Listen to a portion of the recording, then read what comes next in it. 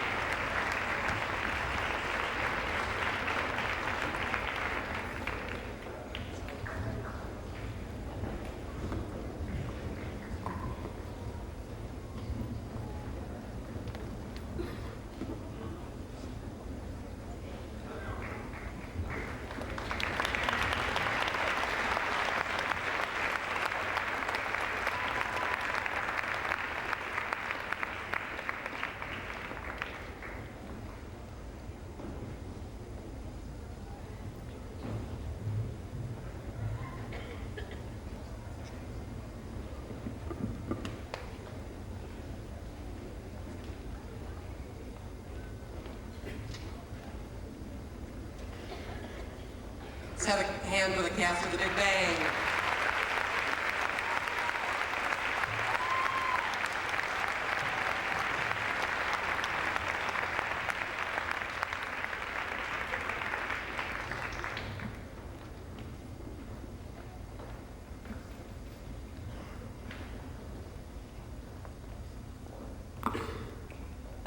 And if we could have some music, we would like to have the finalists in first reading on stage.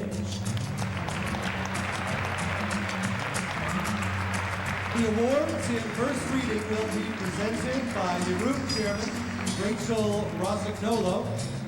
Assisting her will be two 1987 graduates of Downers Grove South High School, Autumn Geist and Rose Volpe.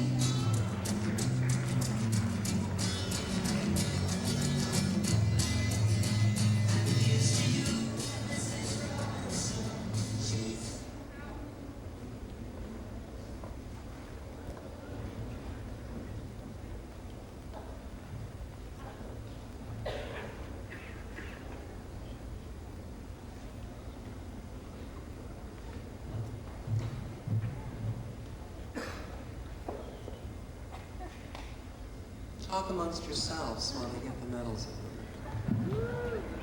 Did you like the food? Food? How many of you had ice cream? How many of you lost your little blue ticket?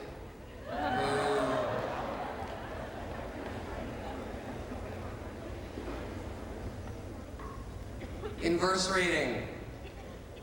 In sixth place, from Homewood Flossmoor High School, Christina Martinez.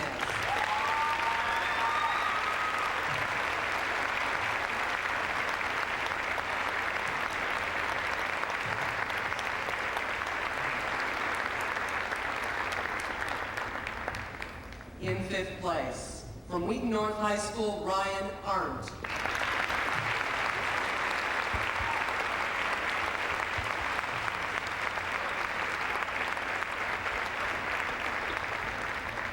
In fourth place, from DeKalb High School, Danielle Zilli.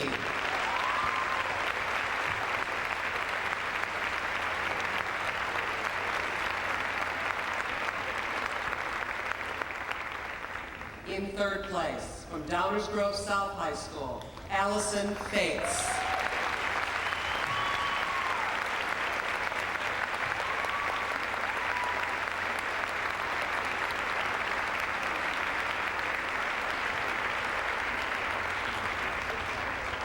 Our runner-up in verse reading, from Wheaton Warrenville South, Caitlin Mangan.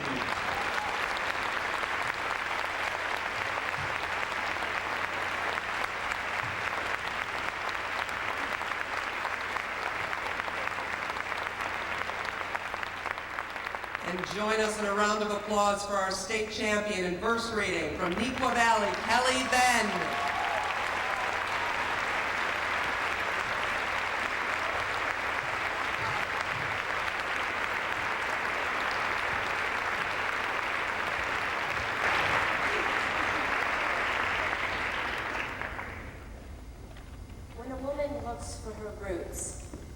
she doesn't necessarily find what she'd hoped for. More often than not, she finds a different truth. And that truth, which initially may seem disappointing, can still hold its own beauty, its own depth, and its own rewards. Looking for Indians by Cheryl Savage. My head is filled with these TV images of cowboys, war bonnets, and renegades. And so I asked my father, what kind of Indian are we anyway? I mean, I wanted to hear Cheyenne, Apache, Sioux. You know, words I know from television. But instead he says, Abenaki. I mean, I thought he said Abernathy. But I followed behind him anyway in the garden, trying to step in his exact footprints, stretching my stride to his.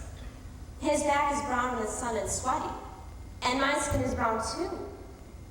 Today in the deep midsummer, but never really as brown as his. And he says, ask your grandparents if you don't believe me. So I go to them and I ask, well, what am I? My grandfather says, you're French and Indian, like the war. The one time they fought against the English long ago. And although that's true enough, it is still a lie. Because the French and Indian are still fighting in my blood. One time, after listening to a romantic poem about Columbus, his name became my grandmother's favorite curse word. In a mix of frothing anger, she read in Abenaki till she'd slip into English with Columbus.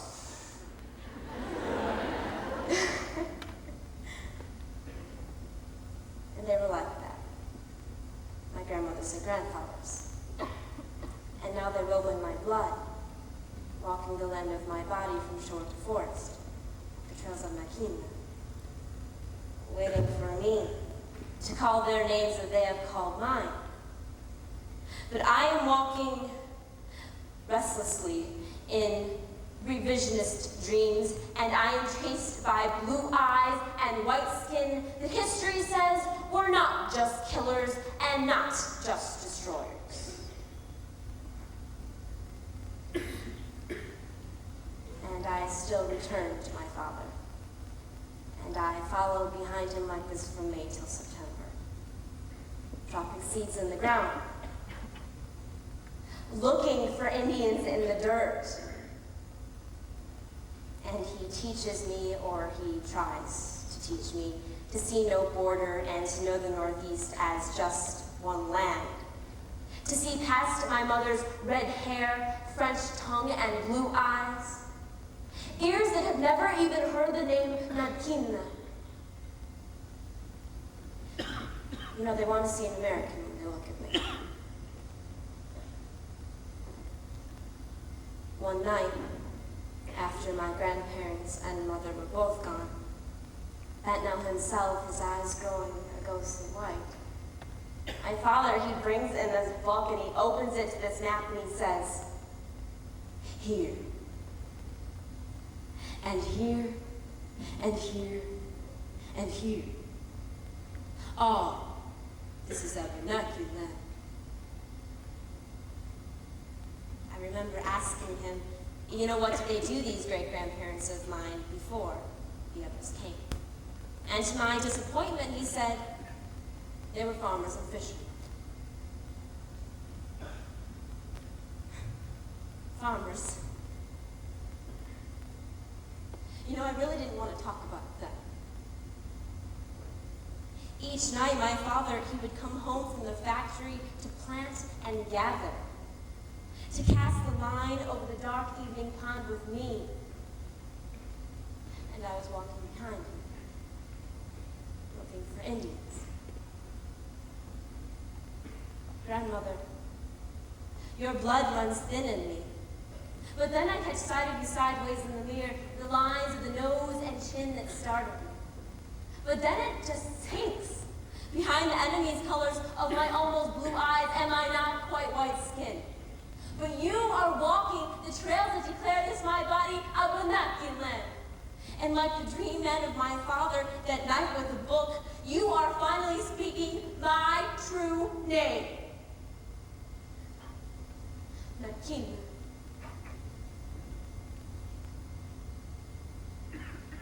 It is enough. I'm looking for Indians to have found your grandparents. And to have found your father walking in rows home, whispering, this is Abenaki land.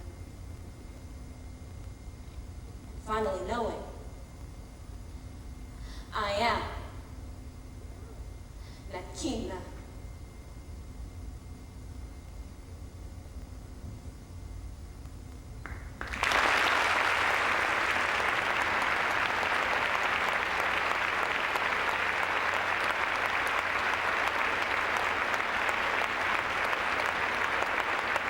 May we have the finalists in special occasion speaking on stage.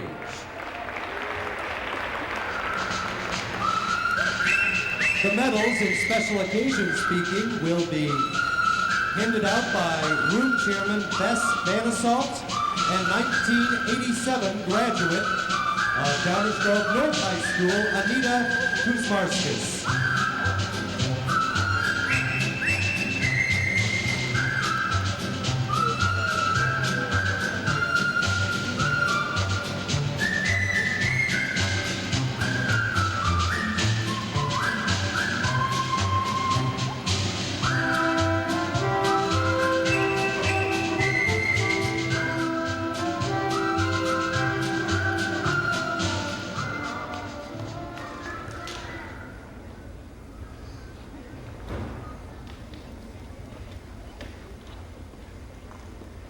This would be a special occasion. You could speak about this.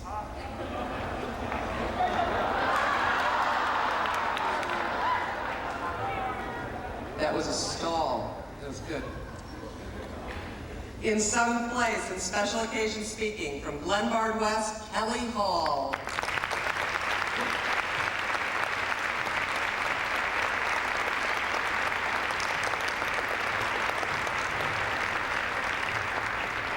In 6th place, from Elk Grove, Jillian Mondorf.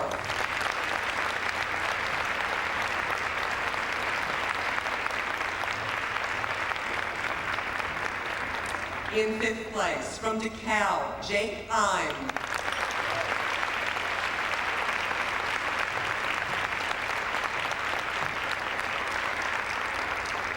In 4th place, from Oak Lawn, Megan Hinks.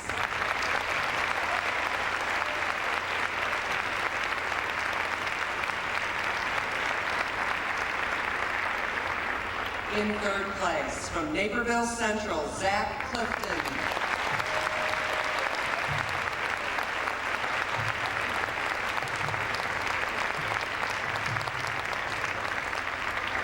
Our runner-up this year in special occasion speaking, from Downers Grove North, Jillian Burstein.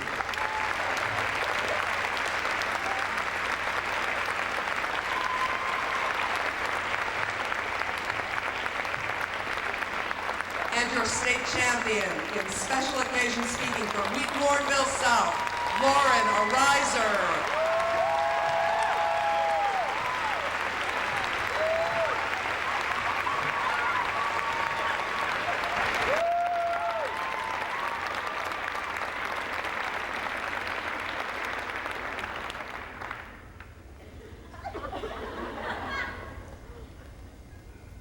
As I stand here, I'm not the happiest person. In fact, I am miserable, but that's not really the point. The point is, I was asked to speak to you, our health class, about what I feel is the most important health issue facing all high school students. Now, I could make a pretty strong case about inedible lunches, remote parking, dirty bathrooms, or even pornographic-minded freshmen. But that's enough about my younger brother, so instead, I decided to focus on my biggest health issue, teenage depression. That's right, the teeny bopper blues. And I'm not alone. According to the 1998 World Health Organization, depression is now ranked second among the world table of diseases. And with a little coaching, it could be number 1. According to Dr. Maurice Blackman of the University of Alberta Hospital, high school is a time for emotional turmoil, moody introspection, great drama, and heightened sensitivity. And that's all before I eat breakfast. Therefore, Dr. Blackman contends that depression among our age group is greatly underdiagnosed, leading to problems in school, work, and personal adjustment, which can lead into adulthood. So let's first figure out what causes these everyday teenage blues, and second, we'll find some clues in order to beat the blues. Blues clues, if you will. According to Dr. Subhashan Amdar, Unit Chief Director of Adolescent Inpatient Services at Bellevue Psychiatric Hospital in New York, some symptoms among high school students may include loneliness, social withdrawal, nervousness, and memory. There are 3 primary factors that cause depression. 1, genetics. 2, a tragic event. And 3, other teenage crap. According to Dr. Henry Moore in his book, Pain and Pleasure, depression can be caused when there's a problem with the nerve cells communicating with the brain, which is usually hereditary, transferred from parents to children, like being stupid or ugly, or like being smart or really gross. And obviously, if we face some tragic event, whether it be the loss of a loved one, a divorce, a breakup, or being really gross, these are all subjects to depression. Most of us, however, can't always pinpoint this sadness. We get confused about why we can't be as happy as everyone else. And eventually we think that something is wrong with us and that we don't deserve to be happy. Most adults see teens as being moody, but in all actuality, adults have just become more prone to these ups and downs. They've learned long ago that life is pretty much a losing proposition and people are basically evil. This confusion with who we are, along with the upcoming decisions about our future, can put a block of pressure and uncertainty on a kid's shoulders. And an all too often byproduct of these pressures are the blues. Dun-dun-na-na-na. My boyfriend just dumped me. Dun-dun-na-na-na. And I failed my final. Dun-dun-na-na-na. All thoughts of college are through and I'm stuck with working at Taco Bell blues. So, what can we do about feeling blue? As teenagers, we get tired of hearing words like, "Are you okay?" Turn that frown upside down, and what's with the beer smell in the car? So, after an exhaustive international multicultural bilateral coalition investigation, I uncovered 8 simple solutions in order to beat the blues. Number 1, do some type of physical activity. According to Dr. Vernon Sisney, an Oklahoma City psychologist, go for a long brisk walk, pump iron, or go out under a streetlight and stomp crickets.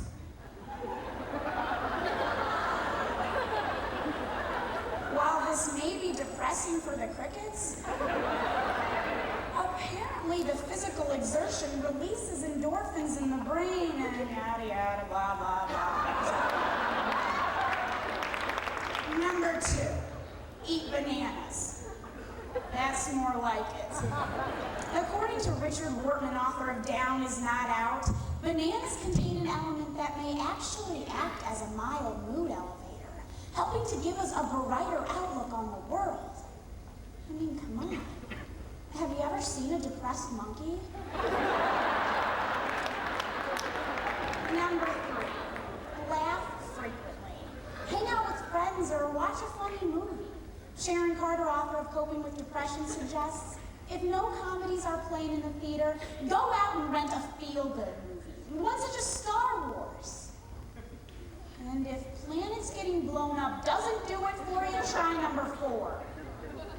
Hang around up people, like Shaq. like trash, dirt, scum, or that little piece of gum that's been stuck to the bottom of your garbage can for at least a couple months, but no one has the guts to remove it. Go ahead. Remove it. The physical exertion could actually cheer you up. And if it's banana flavored,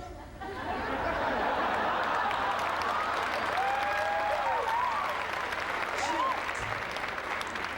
Number 5, find a mentor. Connecting with someone we respect can be therapy in itself, motivating us to get excited about the future. So find a teacher or relative you really admire. Side note, avoid any ads in the newspaper of people requesting to be your mentor. Number 6, have a good cry. The act of crying can actually release pressure and tension, so don't fight it. Bawl, howl, screech, wail, hit a pillow, kick a bed, and if the crying doesn't stop, go talk to a counselor, because that is a sure sign that the depression is deepening and not fading away. People, did I mention I am not a licensed therapist? Number 7, do something thoroughly unselfish, like volunteer work. You'll get to see other people's problems, and you'll soon realize that being miserable is just a part of life. And number 8, do drugs. According to Dr. Elliot Phillips, medical director for Medica, because depression is looked upon as a character flaw, only 30% of those suffering actually seek treatment, when in fact the depression could be chemical. As romantic as it may have seemed when Juliet killed herself upon seeing Romeo dead, if she had simply gone to the apothecary and asked for Prozac, she could have been back on her feet in no time. According to Dr. Phil, a psychiatrist who appears far too frequently on Oprah,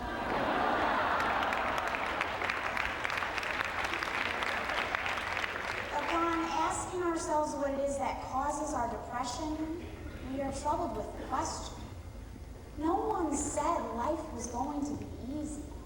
And according to my Spanish teacher, Mary Jo Hine, the people we respect, we idolize, the people we look up to aren't the people who've led easy lives. They're the people who've struggled and often overcome some great obstacle. As teenagers, life is going to be filled with ups and downs. But it is important to remember that the gifts in life often occur when we hit those bumps along the road. So as high school students in this health class, it is important to be patient and to keep the wise words of K.T. Strongman, author of Decent Exposure, Living with Our Emotions in Mind.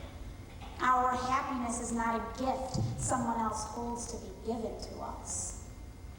All along, our well-being has been in our hands. The contents are ours for opening, like a big can of Campbell's Life Soup. So why not make it good?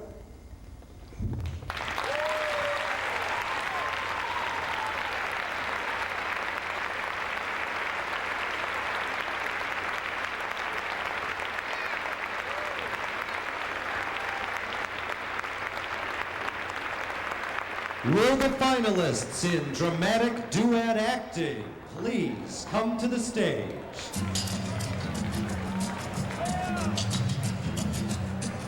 The awards in dramatic duet acting will be presented by Group Chairman Joanna Hoagland, assisted by 1995 Downers Grove graduate Kim Zielinski.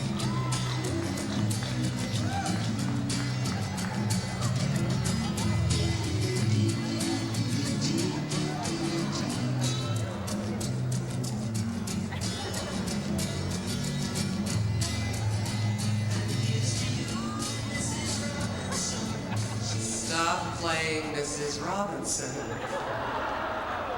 It's crazy. I'm sorry to be standing this way, but I had them type all of this really, really big so I can really, really read it. And I'm afraid that you'll really, really read it. Okay, so don't look, okay? Look that way. Look that way. Go over there. In 6 plays in dramatic duet acting from Homewood Flossmoor, Matt Erickson and Tamara Fleischer.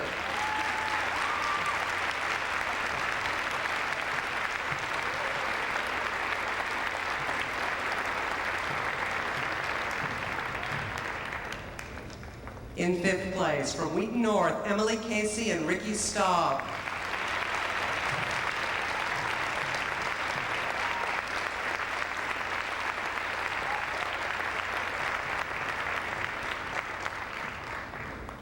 In 4th place, from Naperville Central, Dara Gomberg and Leanne Hogan.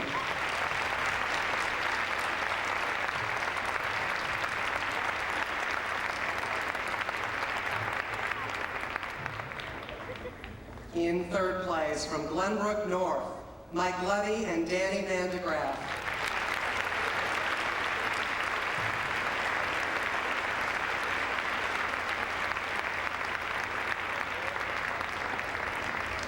Our tournament runner-up in dramatic duet acting, from Glenbrook South, Will Cole and Sarah Lee.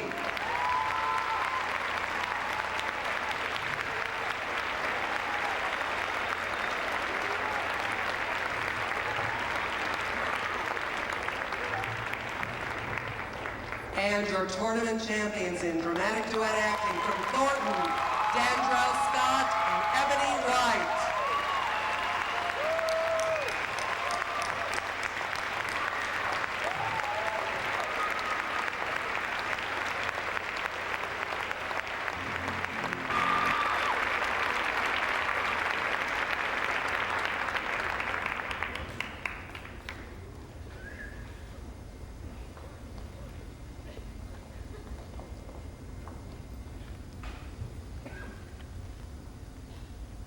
Baby, whenever you smile at me, I think, is it smiling at me? And whenever you say that you love me, I want to look over my shoulder, your hair, your smile. I'm going to start singing in a second. Oh, stop it, And baby. if I don't touch it, then we're having a baby. It's like icing on the cake. Icing on the cake, huh? You know, having that sex has really cleared my head. Ooh, honey, I feel so good. You want a girl, don't you? Silly, it is a girl. Well, sex is not important. I just want it to be a good swimmer and speak 5 languages. Well, how about a pony? A pony? Oh, I'll get him on top, honey. I got saved up. What you got saved up? Well, then hell, get on.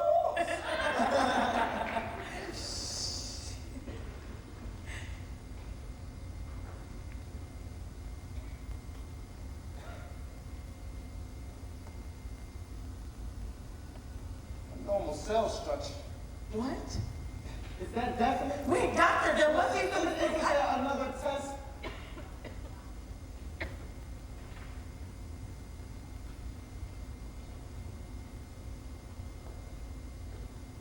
the baby Many cell. families refuse One the chromosome. amniocentesis test One on extra religious chromosome grounds. on number We 21. did.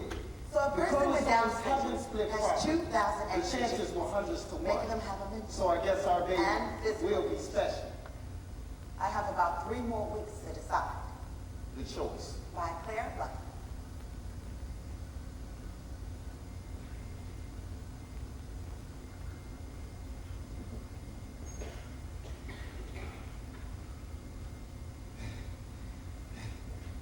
Listen, Sal. You can have the baby at home if necessary. My baby has got Down syndrome. Ooh, our baby, Sal. At least we know the worst. At least we can make adjustments. Look at her, Sal. You gotta help me, Ray. Please, not I now. thought it would do us both some good to see her on the ultrasound. No. She is still the same as beautiful. I don't want to see him.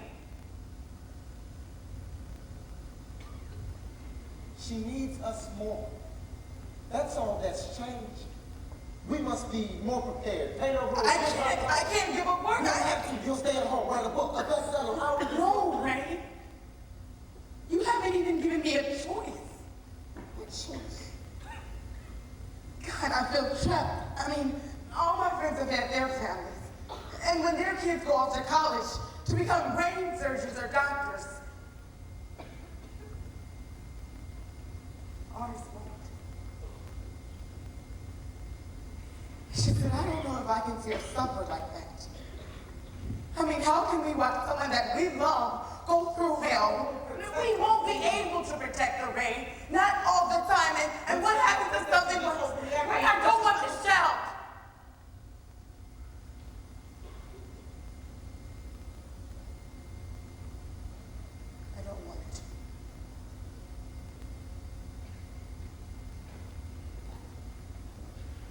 I just want everything to stay the same. The same. How can anything stay the same if we have to do this to keep it the same?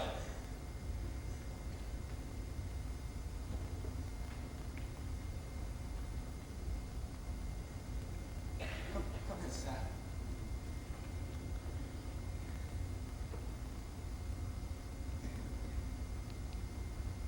I love you. And you know I do. But I know that you don't leave us.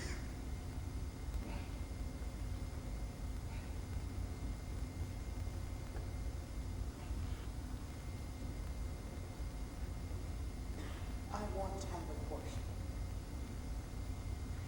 And if you love me, you'd see that I have to. I love her. I won't be able to love her. You know, I feel like this is all of my fault. It's no one's fault. It doesn't help, Ray. I still think that it's mine. Think of it as mine. Have the baby for me. Think of it So as what the hell does it matter whose fault it is? Please. God, I don't know what else to say to you. Say yes. You could say yes. It's my story.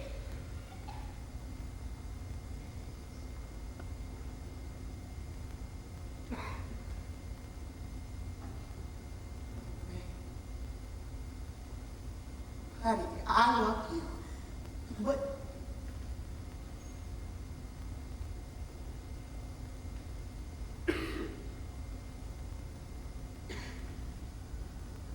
no.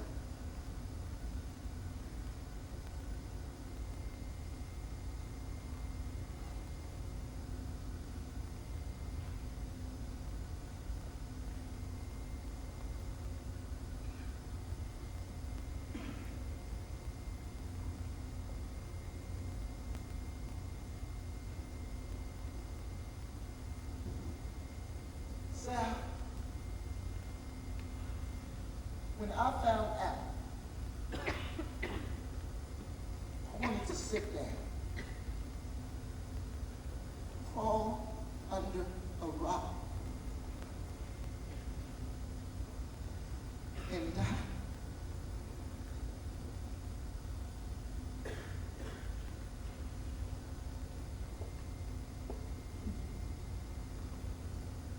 Break my heart.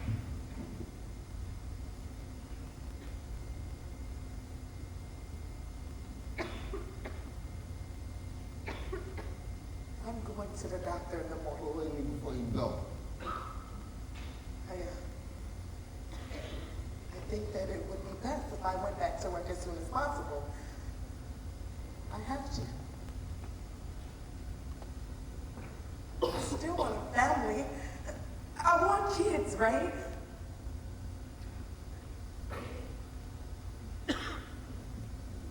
Maybe we can move. Maybe we can even buy a house. How about Dear embryo, you are looking very blue and beautiful today. don't do this? Almost the color of twilight. Hope it isn't too lonely up there among the stars. Please. Hope they've got you all set up there.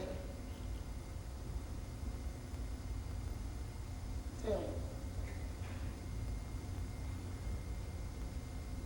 are there other poor aborted souls up there with you? Are you lonely?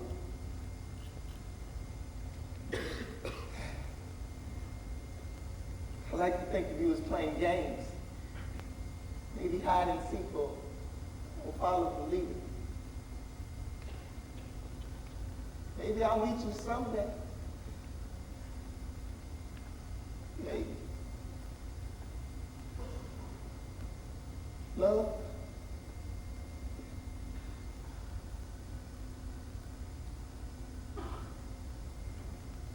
Death.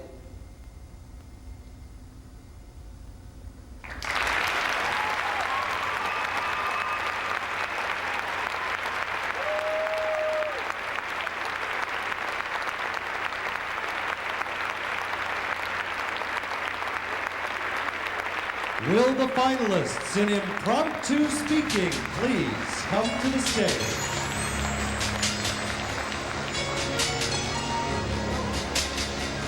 Presenting the awards in impromptu speaking will be Room Chairman Asim Gafar and 2001 Downers Grove South graduate Kate Danziger.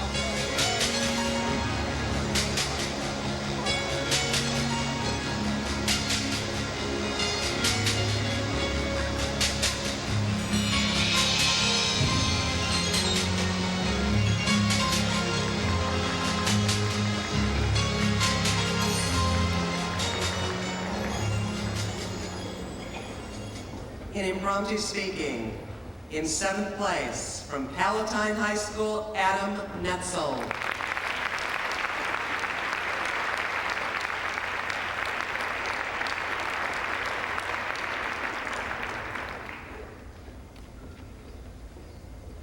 In 6th place, from Evanston, Joanna Kretschmer.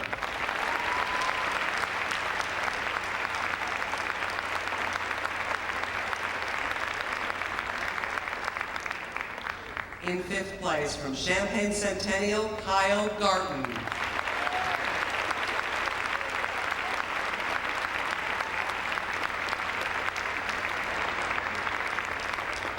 In 4th place, from Wheaton Warrenville South, Aaron Peterson.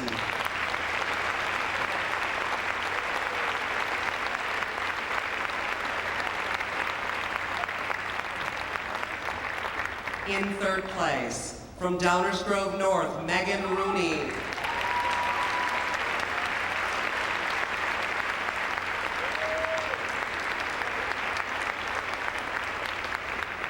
A tournament runner-up in impromptu speaking.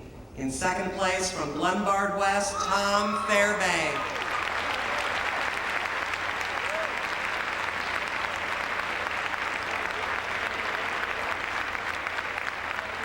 And your state champion, trying to remember his speech as we speak, from Oak Lawn Community, Grant Seuss.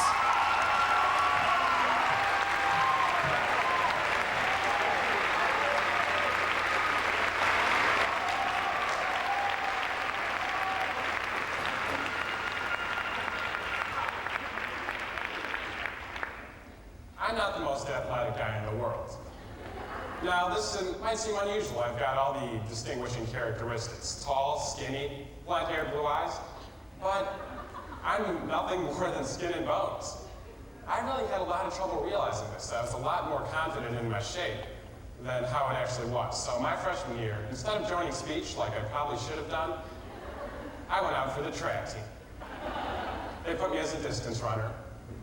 I maybe got through 2 blocks of a 2-mile race, and I fainted. Now, needless to say, that was probably the end of my track career.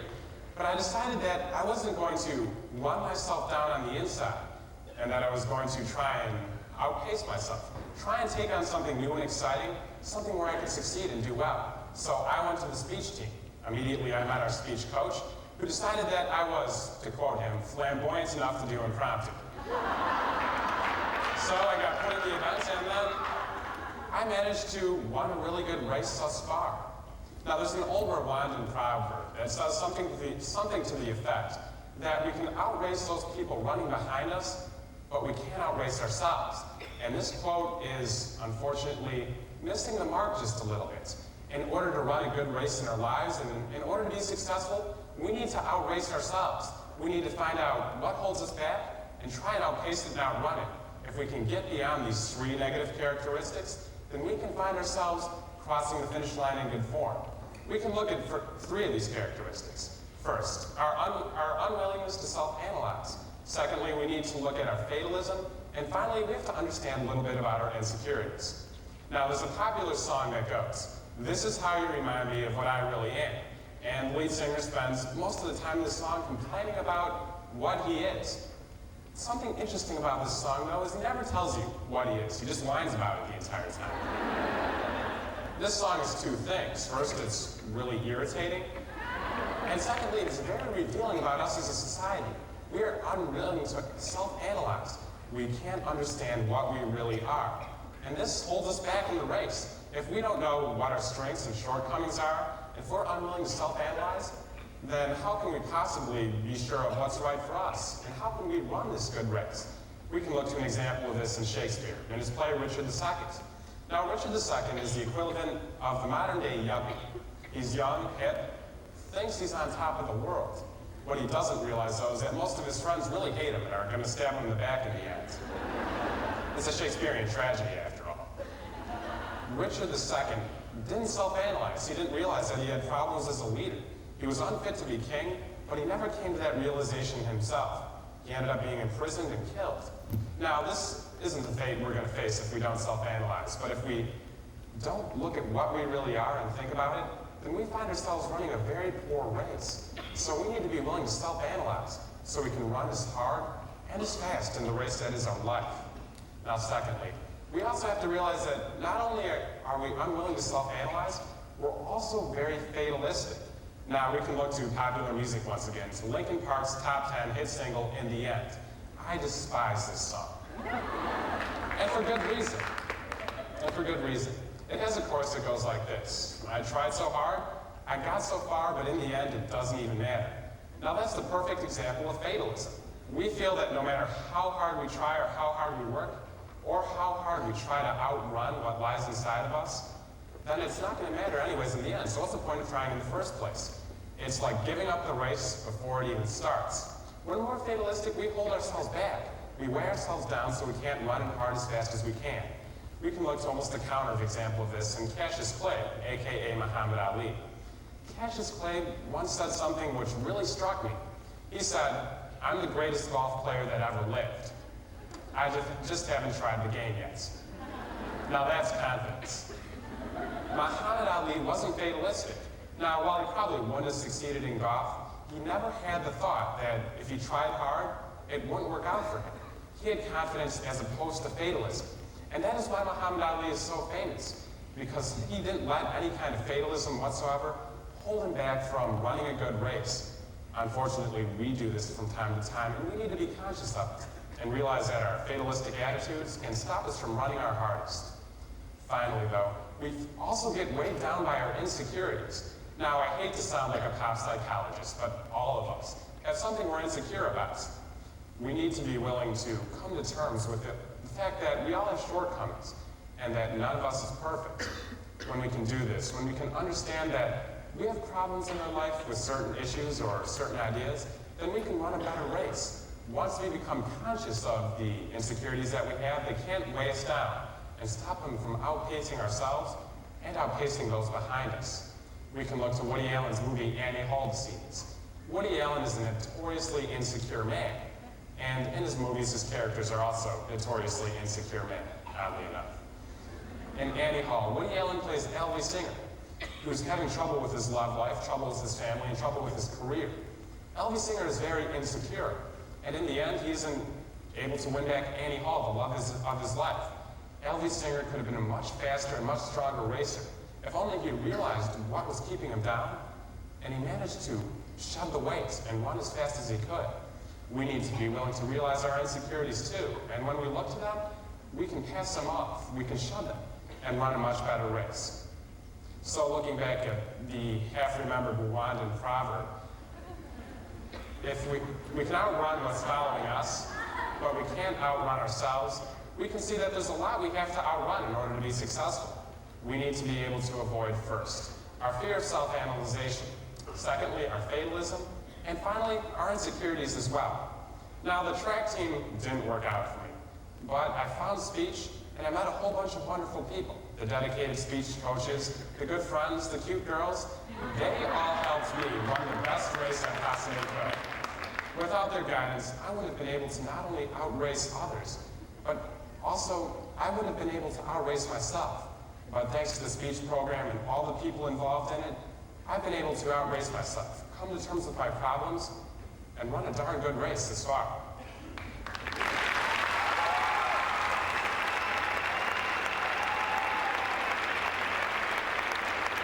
Will the finalists in humorous interpretation please come to the stage?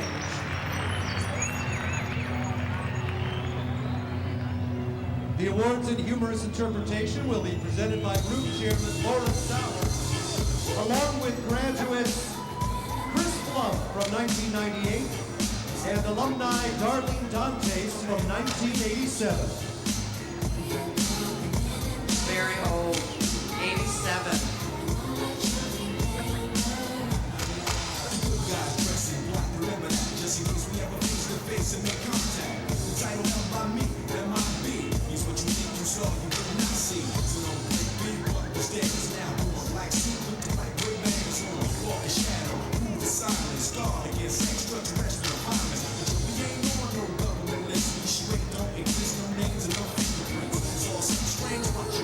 In humorous interpretation.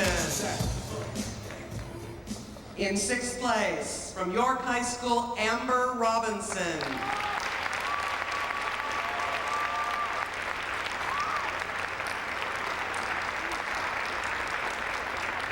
In fifth place, from Charleston, Annie Kincaid.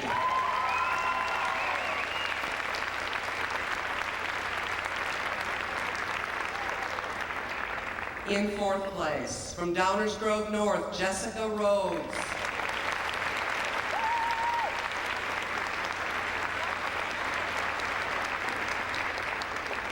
In third place, from Homewood Flossmoor, David Lipschutz.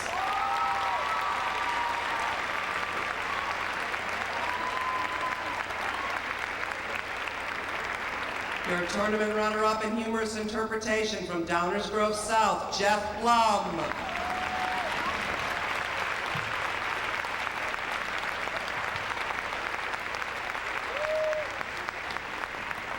And our state champion in humorous interpretation from Wheaton Warrenville South, Rawson Bint.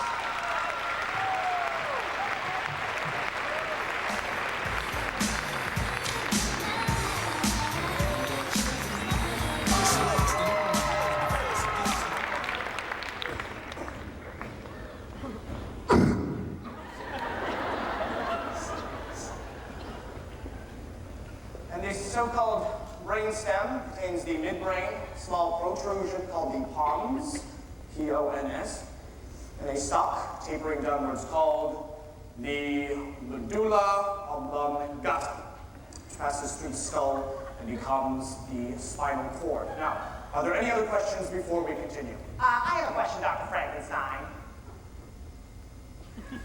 That's Frankenstein. But aren't you the grandson of the famous Victor Frankenstein who went into graveyards and dug up freshly buried corpses? Yes, we all know what he did, all right? But I would much rather be remembered for my small contribution to science and not for my relationship to some dead wacko. My grandfather was a very sick man. But even so, Dr. Frankenstein, doesn't the idea make you curious? I mean, bringing back to life what was once dead, doesn't that hold any interest to you at all? My son, you are talking the nonsensical ravings of a lunatic. Dead is dead. You have more chance of reanimating this scalpel than you have mending a broken nervous system. But your grandfather's work, sir. My grandfather's work was doo-doo! I am not interested in death. I'm only interested in one thing, and that is the preservation of life.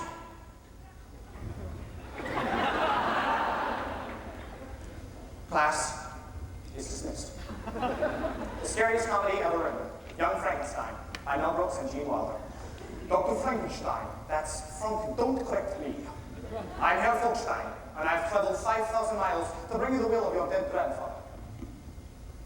$100,000 and a chance to work his plan? I can't leave, I have my obligations. You have an obligation to the family, and I assure you, you'll be back in a week's time.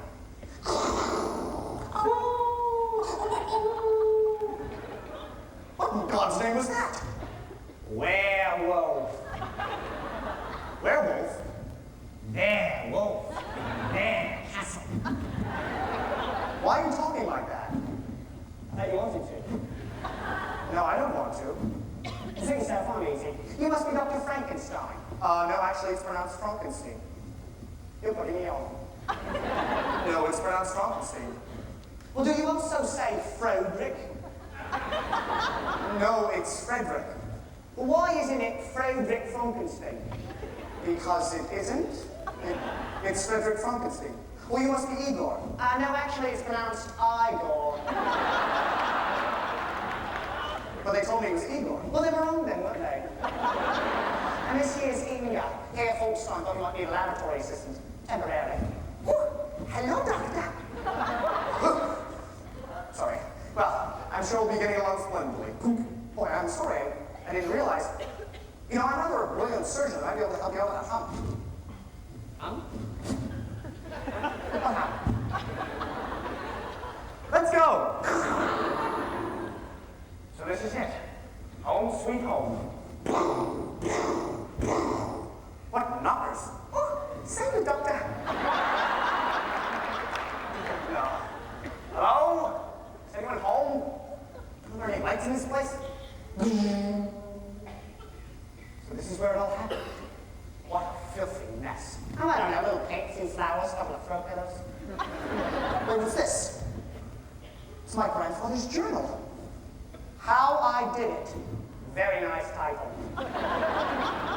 By changing the poles from plus to minus and from minus to plus, I alone discovered the secret to eternal life. Igor, Friedrich. Get the shovel. We're going shopping.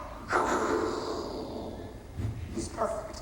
Absolutely perfect. Oh, doctor, that monster, it's hideous. Well, yes, of course. You see, I resolved to make the creature of a gigantic statue. You see, that signifies everything. Meaning his hands, his veins, his feet, his organs would all have to be enormous in size. Anything about him's gonna be huge. He's gonna be very popular. Igor, when I give you the signal, throw the first switch. Yes, master. Switch. Throw the first switch. Duh. Throw the second switch. Duh. Throw the third switch, Igor. Not the third switch. Throw it, I say. Throw it. Duh. Duh.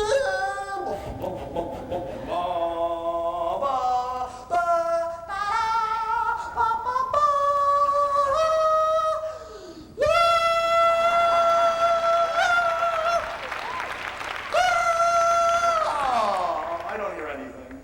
Not even a heartbeat. Oh, doctor, I'm so sorry. No. If science teaches us anything, it teaches us to accept our failures and our successes with quiet, grace, and dignity. You son of a bishop! I could kill you! I don't want to laugh! Oh, God! Quiet, dignity, and grace. Oh.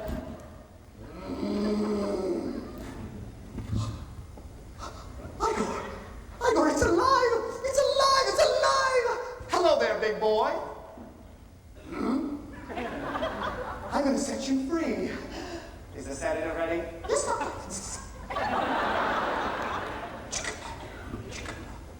That's it. Sit up. Oh, you're a big boy, aren't you? Oh, but you're a good boy. Yes. Look at you. I mean, you like art, dance, music. Music. Yes, music. 5, 6, 7, 8. If you're blue and you don't know where to go to, why don't you go where fashion sits? Different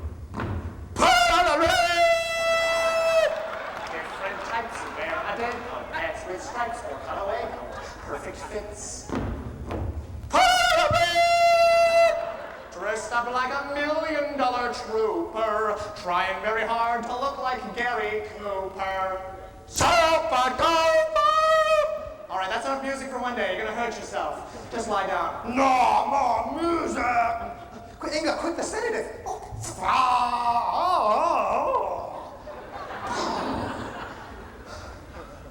Igor, come here. Yes? Whose brain did I put in this monster?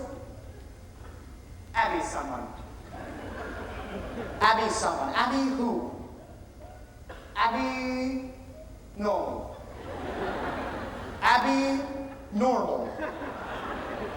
Are you telling me that I put an abnormal brain into this 7-foot-tall, 3-foot-wide gorilla? Is that what you're telling me? Because if that's what you're telling me, what do you want me to say, Igor? What do you want me to say? You know, it's time not days, and I'll think back to what my dad used to say to me when things like this happened to him. What did he say? Why don't you get out of the bathroom sometimes? Give somebody else a chance.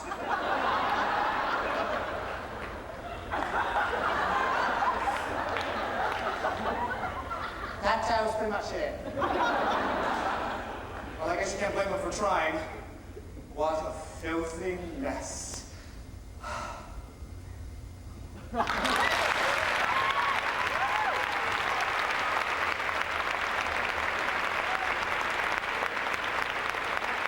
Will the finalists in oratorical declamation please come to the stage?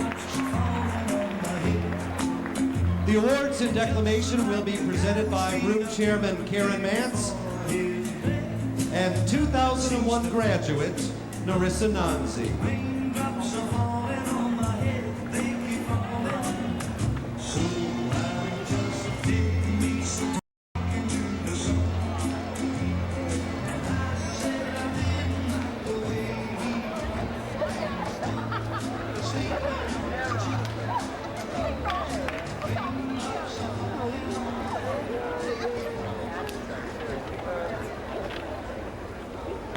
In oratorical declamation, in 6th place, from Thornridge, Warren Morgan.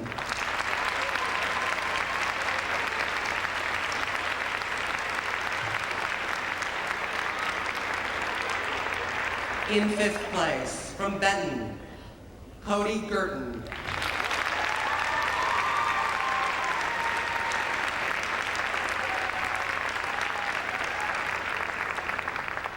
In 4th place, from Wheaton-Warrenville South, Lauren Ariser.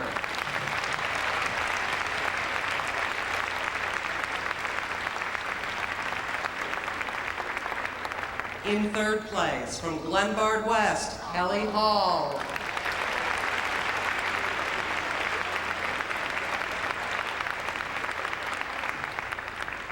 Our tournament runner-up in oratorical declamation, from Carbondale, Evan Beatty.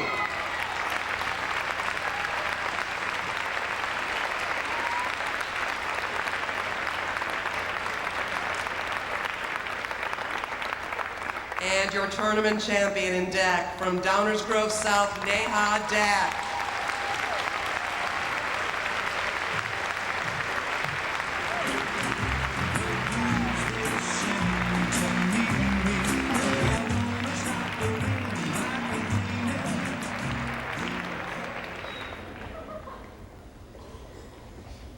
So at the beginning of this year, I made a confession to my mom, my dad, my older brother, and my dog, Prince.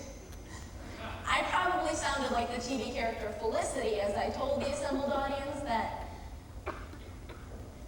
I didn't want to go to medical school, that I wanted to pursue the arts. Music, theater, painting, I'm not sure, but the arts. It's what's in my heart and soul. And so when I read B.D. Wong's speech, I thought to myself, this is me. I, along with many of my peers in speech and theater, have faced the everyday battle of following what's in our hearts or pursuing something more practical and realistic. Actor, activist, and artist, B.D. Wong won that battle.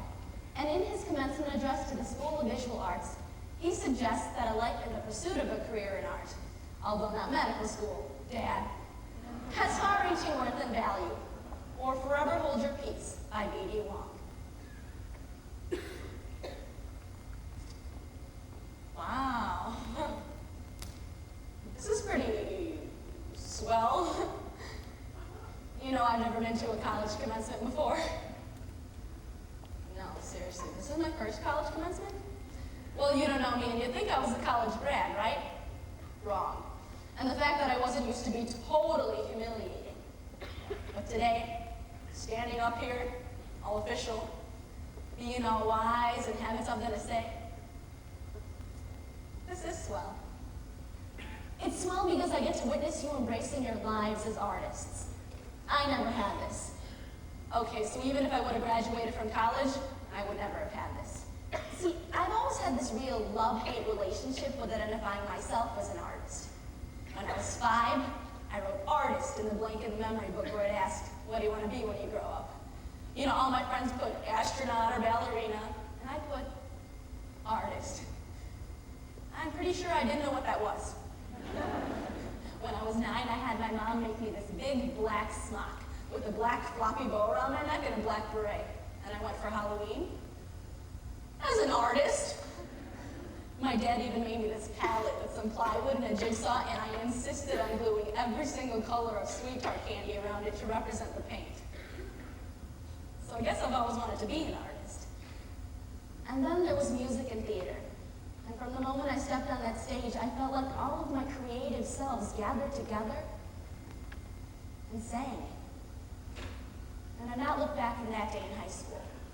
Now, my parents indulged the fantasy, but any real talk of becoming an artist was always steered towards medical school, or my older brother's immaculate academic record. Marcia, Marcia, Marcia! I have had so many moments of doubt, and moments when I thought I was absolutely insane. See, I didn't have an academic environment where pursuing art was the main objective. I grew up in this place where artists were considered freaks, and the impracticality of a life in the pursuit of a career in art far overshadowed the joy of creating. So I left that place and found things out for myself. And I'm here to tell you how far ahead of the game you are. College is pushing you out of the nest today, but the splat, ew, gross, somebody clean that egg up factor is so much less here than any place else.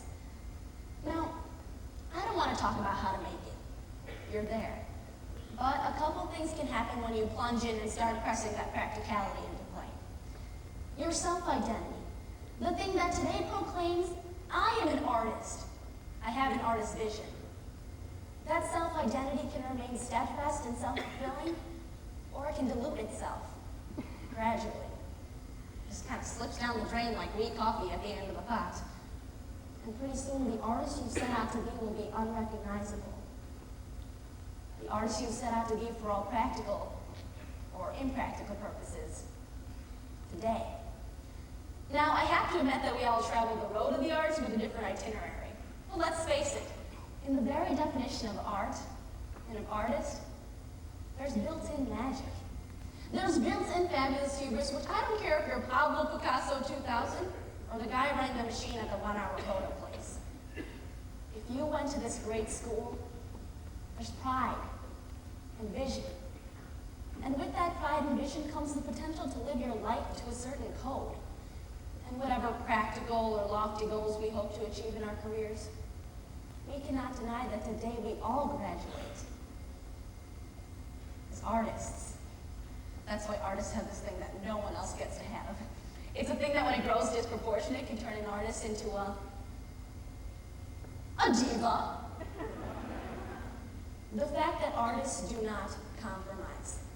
Now, where this comes into play is in the question mark of your future. When the road forks, your integrity will be challenged. You will be judged by which path you take. You'll judge yourself. And perhaps you'll look back upon this very day.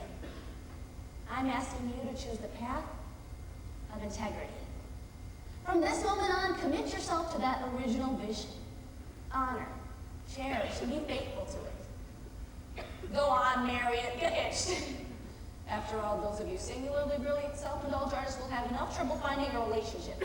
So you might as well marry something. Can you believe it?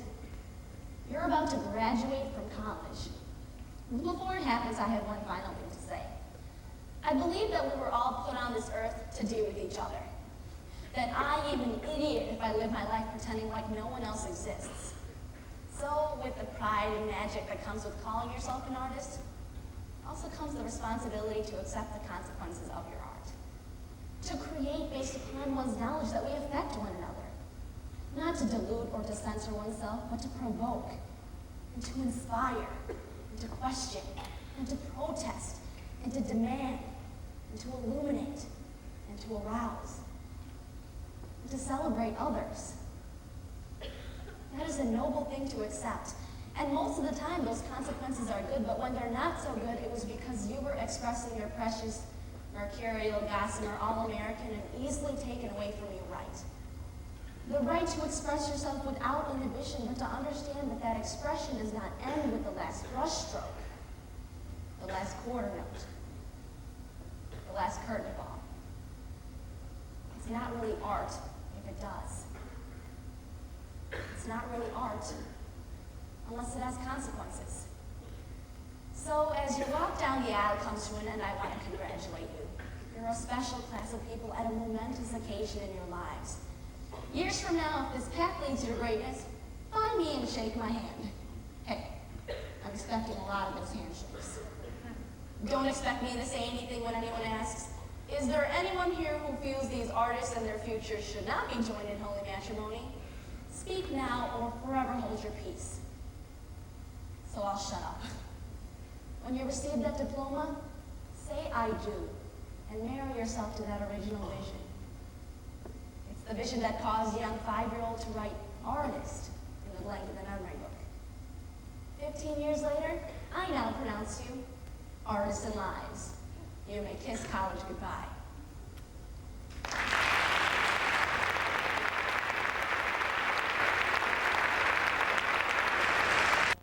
The Murder Room by Jack Sharp.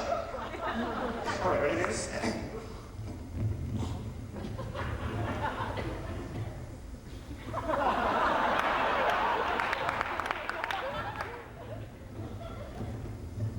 Hello, Mavis. That's good, darling. I thought I told you not to wake up. Well, 9 o'clock in the evening is hardly a long vigil. Tell me, was there some particular reason why you thought I'd go to bed earlier? Well, before I left, you were drinking your cocoa, and you usually drop my fault back to that. But I didn't drink my cocoa. But Edgar, you always drink your cocoa. Well, tonight I decided not to. So I didn't. Oh, I see. Was there any particular reason? Suppose I should say that there was. Are you saying so? What would you do if I did? Say it, say it. All right, then I did. Say what? Say it. No, you didn't. Quite sure? Quite sure. All right, then you can say it. Say what? Yes, there was. What's up? A particular reason why I did not drink the cocoa. Oh, the cocoa. Yes, the cocoa. Well, Edgar, you did not drink the cocoa. Then what exactly did you do with it? I gave it to cat. My cat. My cat? Oh, I didn't think that was your cat, wasn't it? Oh, wait, of course it was. What do you mean, what? I simply meant it was your cat to whom I gave the cocoa, and it was. Oh, where's it now? I don't know, it went out. Out? Out? Where? You know, I wondered that very same thing when it departed. Then I suppose you have no idea where it is now. Actually, I have. I followed it. You followed the cat. But it occurred to me that it might try to find you. Oh, Edgar, I told you I was meeting at the church. Mavis, Yeah. not 2 minutes after you left, Reverend Smithers called. Oh? He was sorry to say that the meeting had been prank-proof. Yes, of course. I was going to tell you, but I guess it just slipped my mind. Do you know I finally lost track of the cat? Sudbury Lane. Sudbury Lane, how strange. Why on earth did the cat go to Sudbury Lane? Well, I figured it was trying to find you.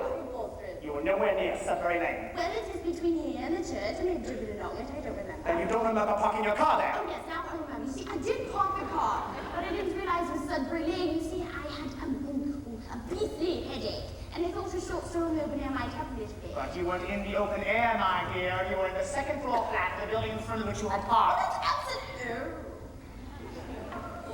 Yes. Yes, yes. I had a bottle of aspirin with me in the car, but I didn't have any water to take it with, and I noticed a light in the second floor flat, so I just walked right up there and asked the kind little old lady for a glass of water. A little old lady in the second floor flat of Sudbury Lane. Why shouldn't there be a little old lady in the second floor flat of Sudbury Lane? Because there was a man's name on the doorbell in the downstairs hall. A man's name? On the doorbell. Oh, yes, of course, a man's name on the door, because, the little old lady had just moved in and had been trying to check the name on the doorbell, that's all. How could you possibly know that? She told me. While I was drinking my water. She was very talkative. But I distinctly heard a man's voice when I listened at the door. You listened at the door, and that was a very swinish thing to do. I had no idea you were so suspicious. Mavis, I am not suspicious. I'm merely curious, and I did hear a man's voice at the door. And that was the radio. Lots of little old ladies listen to the radio night and day for a bit of companionship. But then I heard a champagne cork. That was a little old lady's name. She has arthritis. Pops all the time, she said. But I only heard it pop once. She only flaps it once. And then I heard laughter. Naturally, she was very silly with me pop like that. And then rumba music. And you should try recording, you know. It's an exercise in the form of therapy. Then why did it pop again? Because obviously the therapy is working. Then I heard you say She's a darling. darling old lady. More laughter. Her rumble was beautiful. The clink of glasses. I finished my water. And you gave a whoop of glee. I never whoop.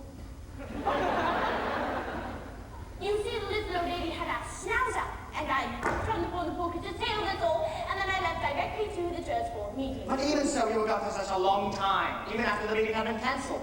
Or so Reverend Smithers said. It's a lie, a blatant lie. Who are you going to believe, me or your wife that's simply no minister? Well, I could have mistaken his meaning. Why don't we give him a call and see? Don't you touch that thing. Miss, that pistol, where did you get it? And I suppose you're wondering why I'm pointing it at you. Yes? Why are you pointing that pistol at me? Edgar, do you mean to tell me that you have no idea why I'm pointing this pistol at you? Mean to tell you I have no idea why you're pointing that pistol at me. Edgar, are you blind? Or just incredibly stupid? Are those my only choices? This is hard. Shut up! Very well. I'll tell you. I hate you. I've always hated you. Every moment that we spent together has been a nightmare for me.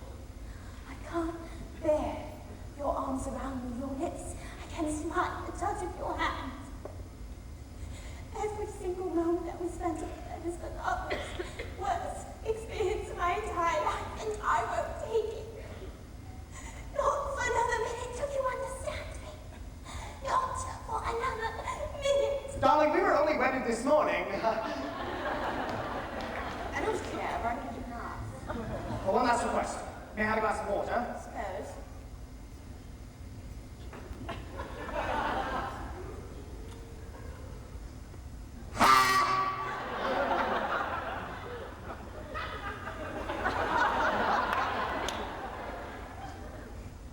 Edgar?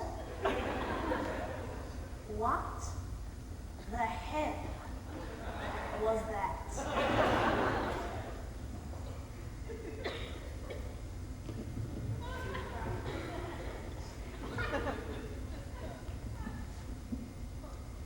Well,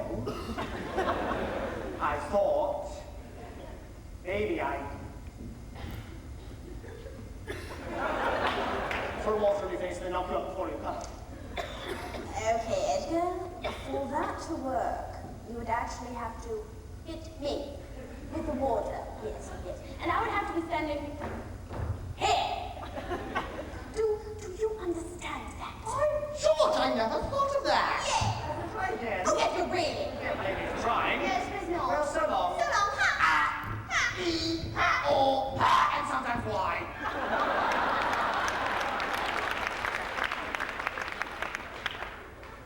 Are you dead yet? No, actually I'm not. Just a fresh food. But it hurts like hell. Damn, never did have the choice. No, try a bit closer. Oh, I do go, ha! Oh! Ah! Oh, Edgar, what have I done? Sorry. What have you made me do? Oh, Edgar. And Sue.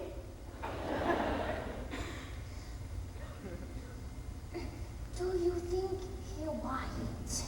Not a word.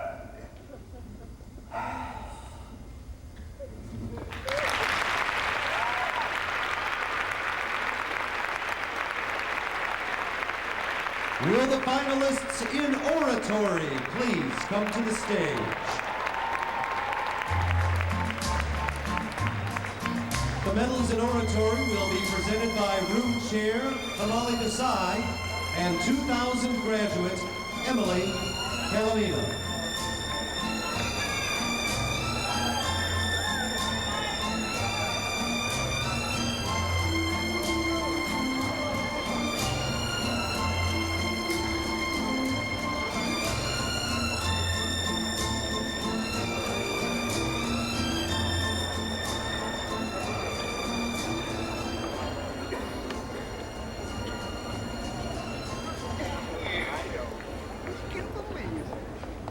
In oratory, in 7th place from Naperville Central, Jane Moore.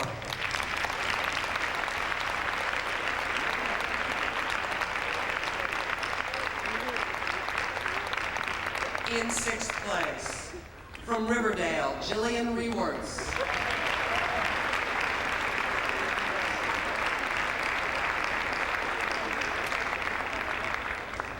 In 5th place from Keegan, Kurt Byers.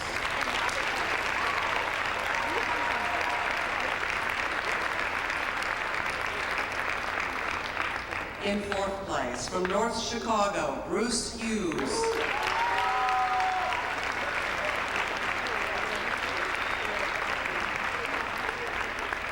In third place, from Downers Grove South, Allison Fates.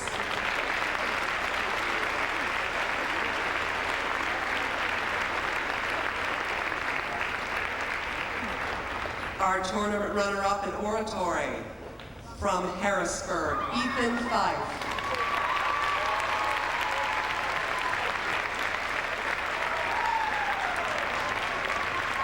And the 2002 state champion in oratory from Sandburg, Lisa Ann Berube.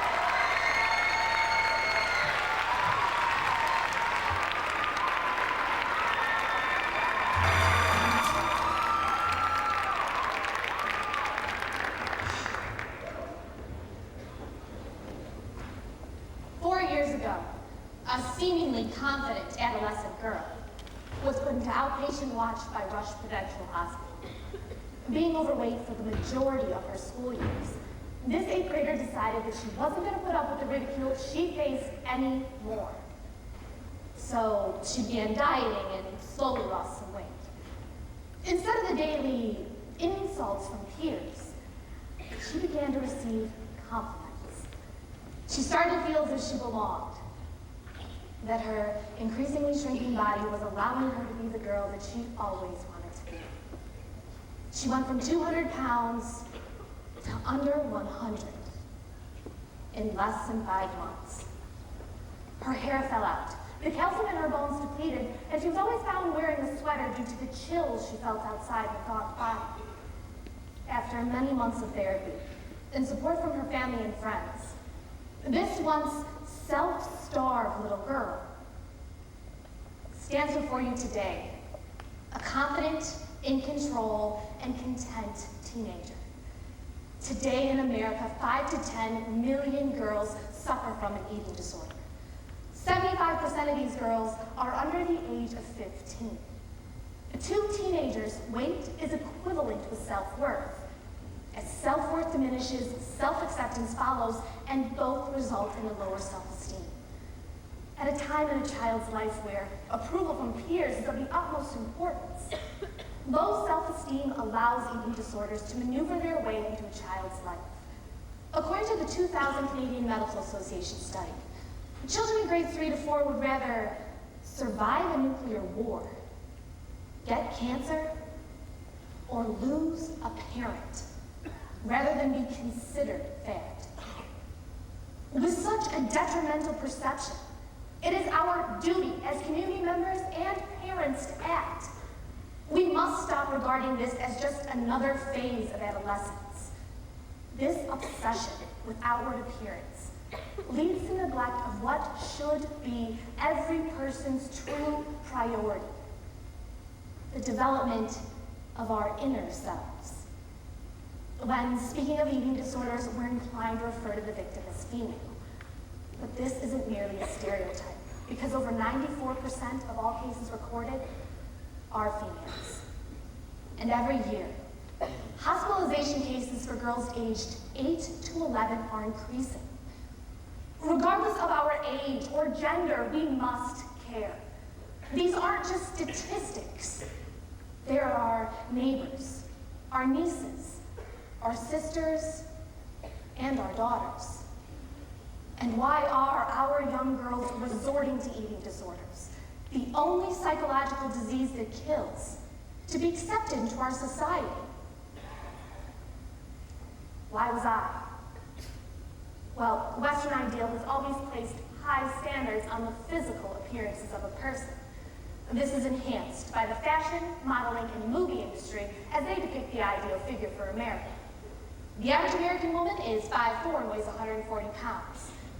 The average American fashion model is 5'11" and weighs 117.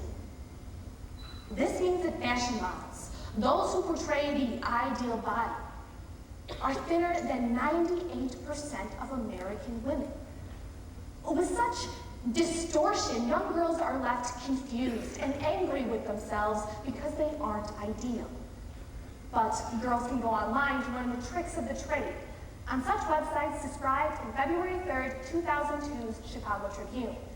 These sites, campaigning the slogan, "Nothing tastes as good as being thin," offer such tips as turning the thermostat down 10 degrees so you can burn more calories by shivering. They have punitive chat rooms that offer punishment if you deviate from your diet. You can even send them your picture, and the website will alter it to show you what you look like thinner. One girl, after watching her friend's demise, said, "These sites killed my best friend." Of course, there are extreme and often deadly physical effects.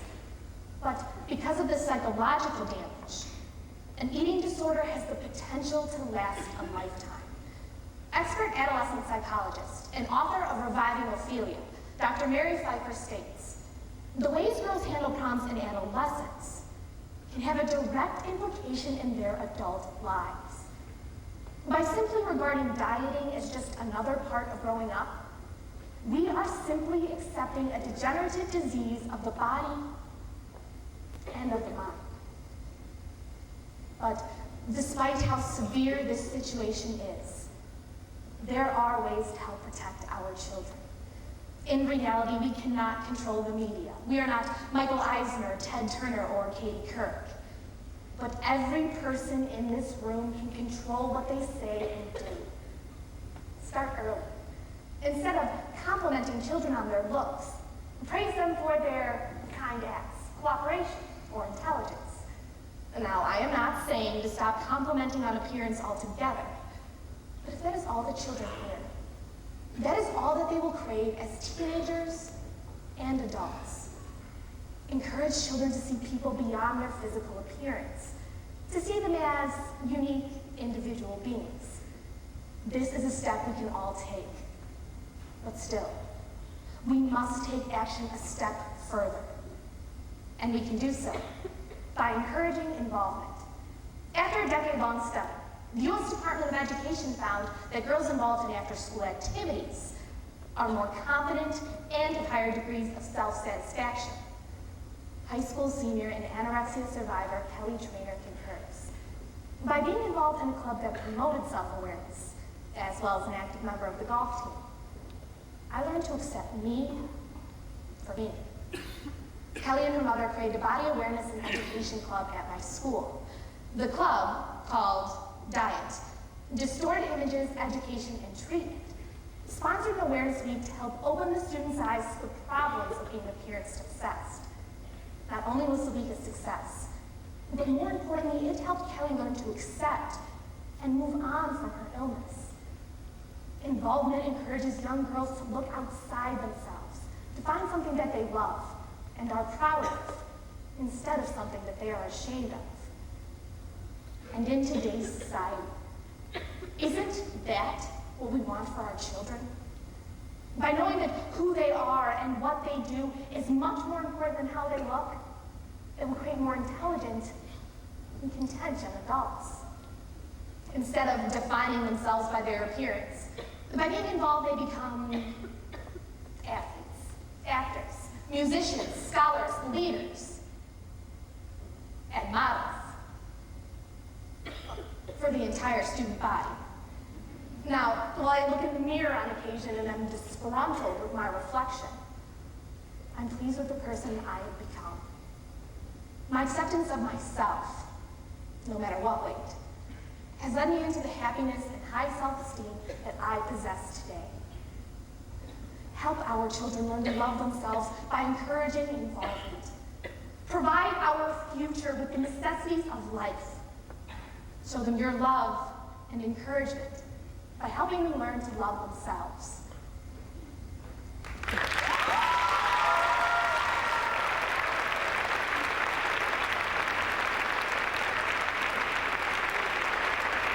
Will the finalists in dramatic interpretation please come to the stage?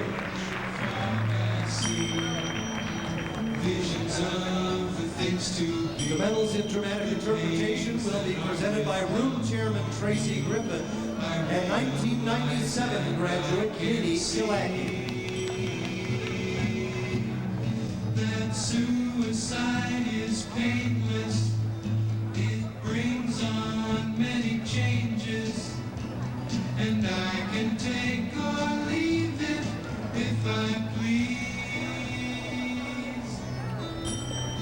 The game of life is hard to play. I'm gonna lose it anyway. The losing card I'll someday lay. So this is all I have to say. Sixth place in dramatic interpretation. From Thornwood High School, Deanna Colvin.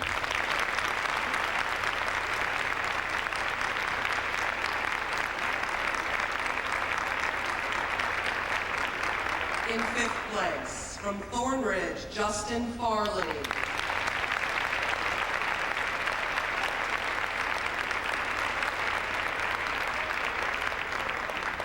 In fourth place, from Sandburg, Dan Holloway.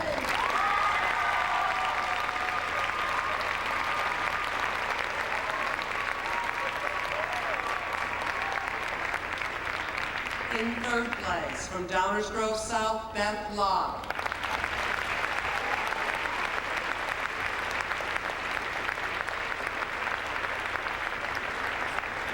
State runner-up in dramatic interpretation from Wheaton Warrenville South, Caroline Smith.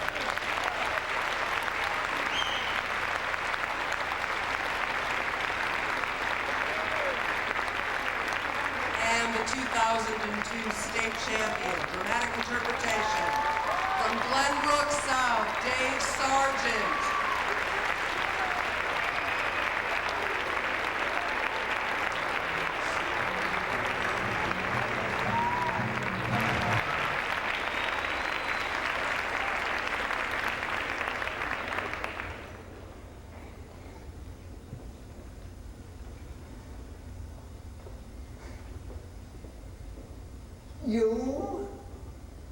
You're the panel? All the people want to ask me questions. Find out, see if let me live here in the co-op.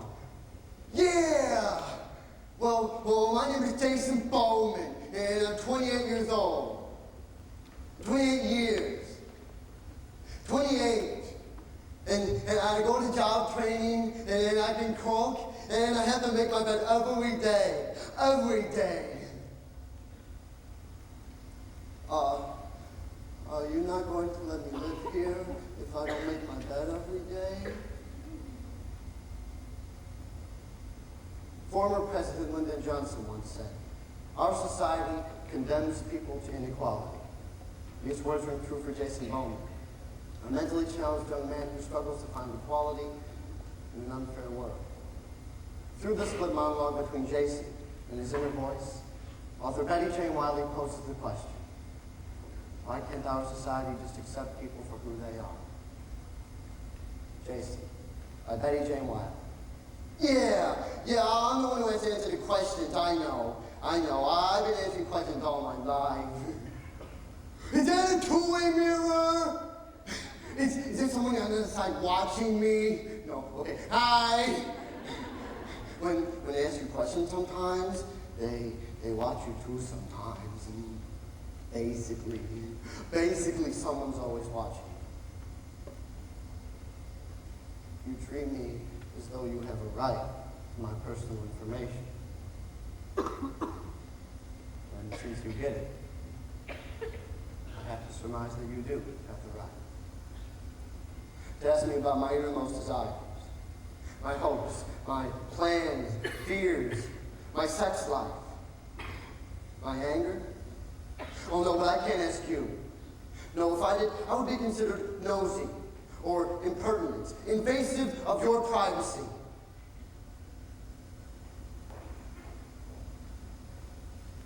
Listen,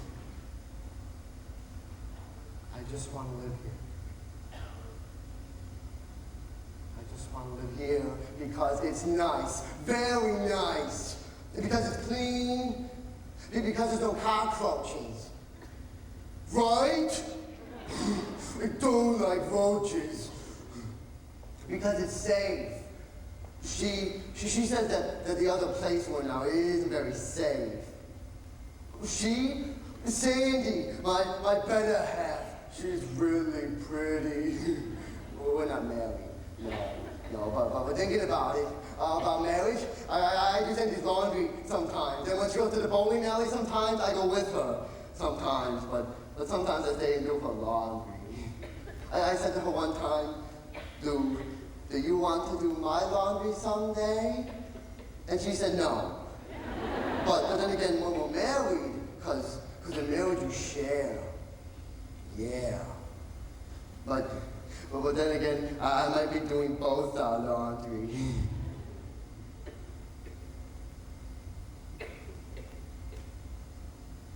I didn't tell her though. She doesn't know how bad it is. How bad is it?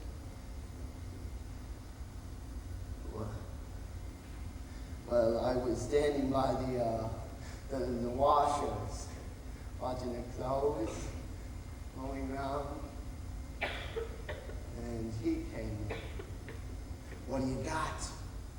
Nothing, but how are you today, sir?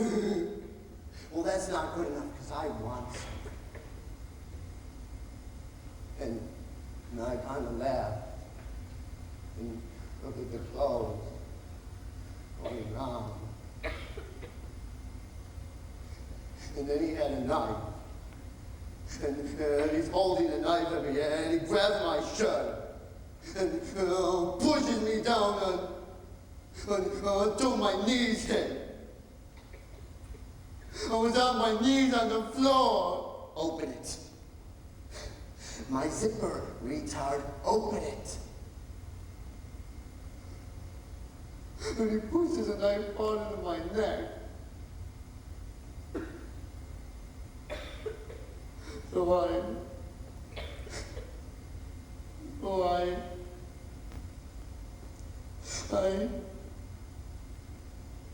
You made me do it.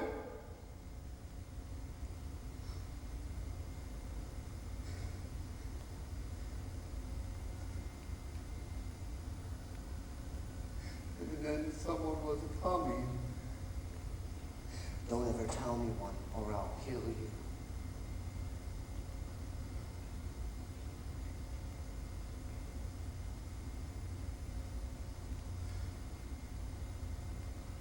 And he's gone.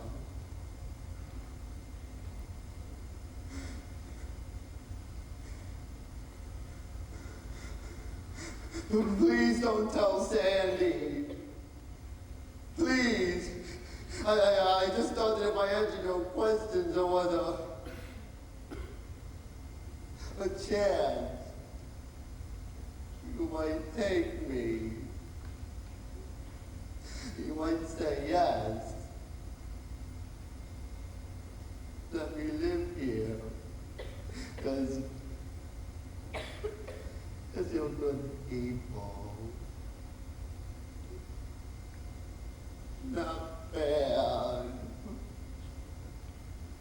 If you don't want me, and just say so. I'm used to it. It's okay. It's okay.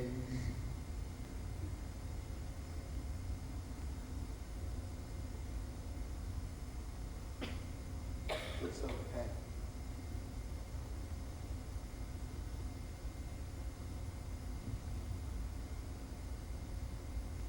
You have a file on Jason Bowen. But Jason is not human. Jason is just some retard. If you learn nothing else from our encounter, next time you see me on the street, do this. Don't cross the street. Don't make faces. Don't avert your eyes. Look at me. Look at me.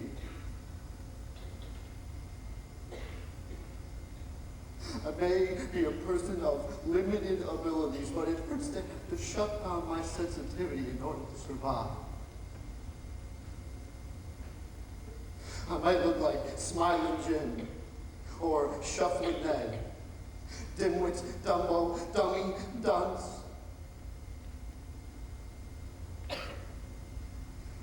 But inside, somewhere deep inside,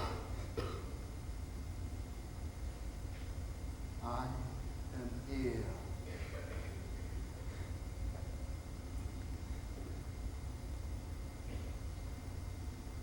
And I cannot get out.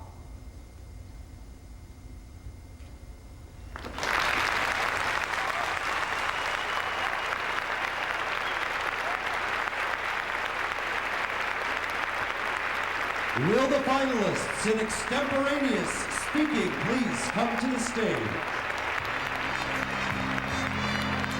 The medals in extemporaneous speaking will be presented by Room Chairman Laura Smetana, assisted by graduates Sanjay Sood and Lawton Moore.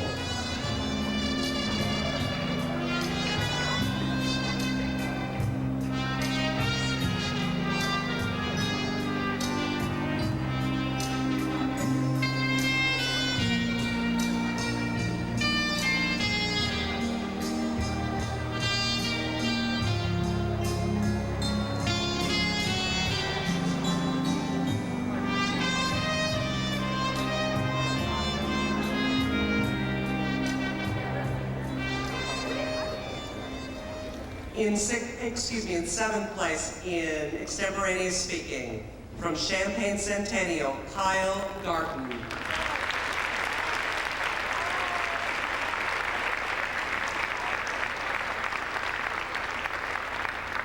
In sixth place, from Belleville East, Lewis Oliver.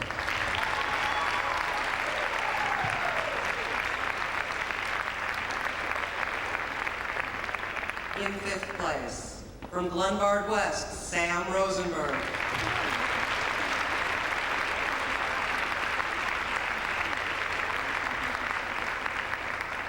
In fourth place, from Oak Lawn, Jason Cassio.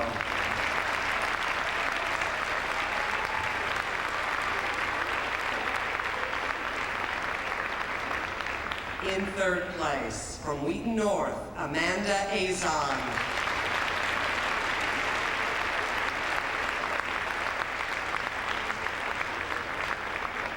Our tournament runner-up in extemporaneous speaking, from Naperville Central, Rika Bala.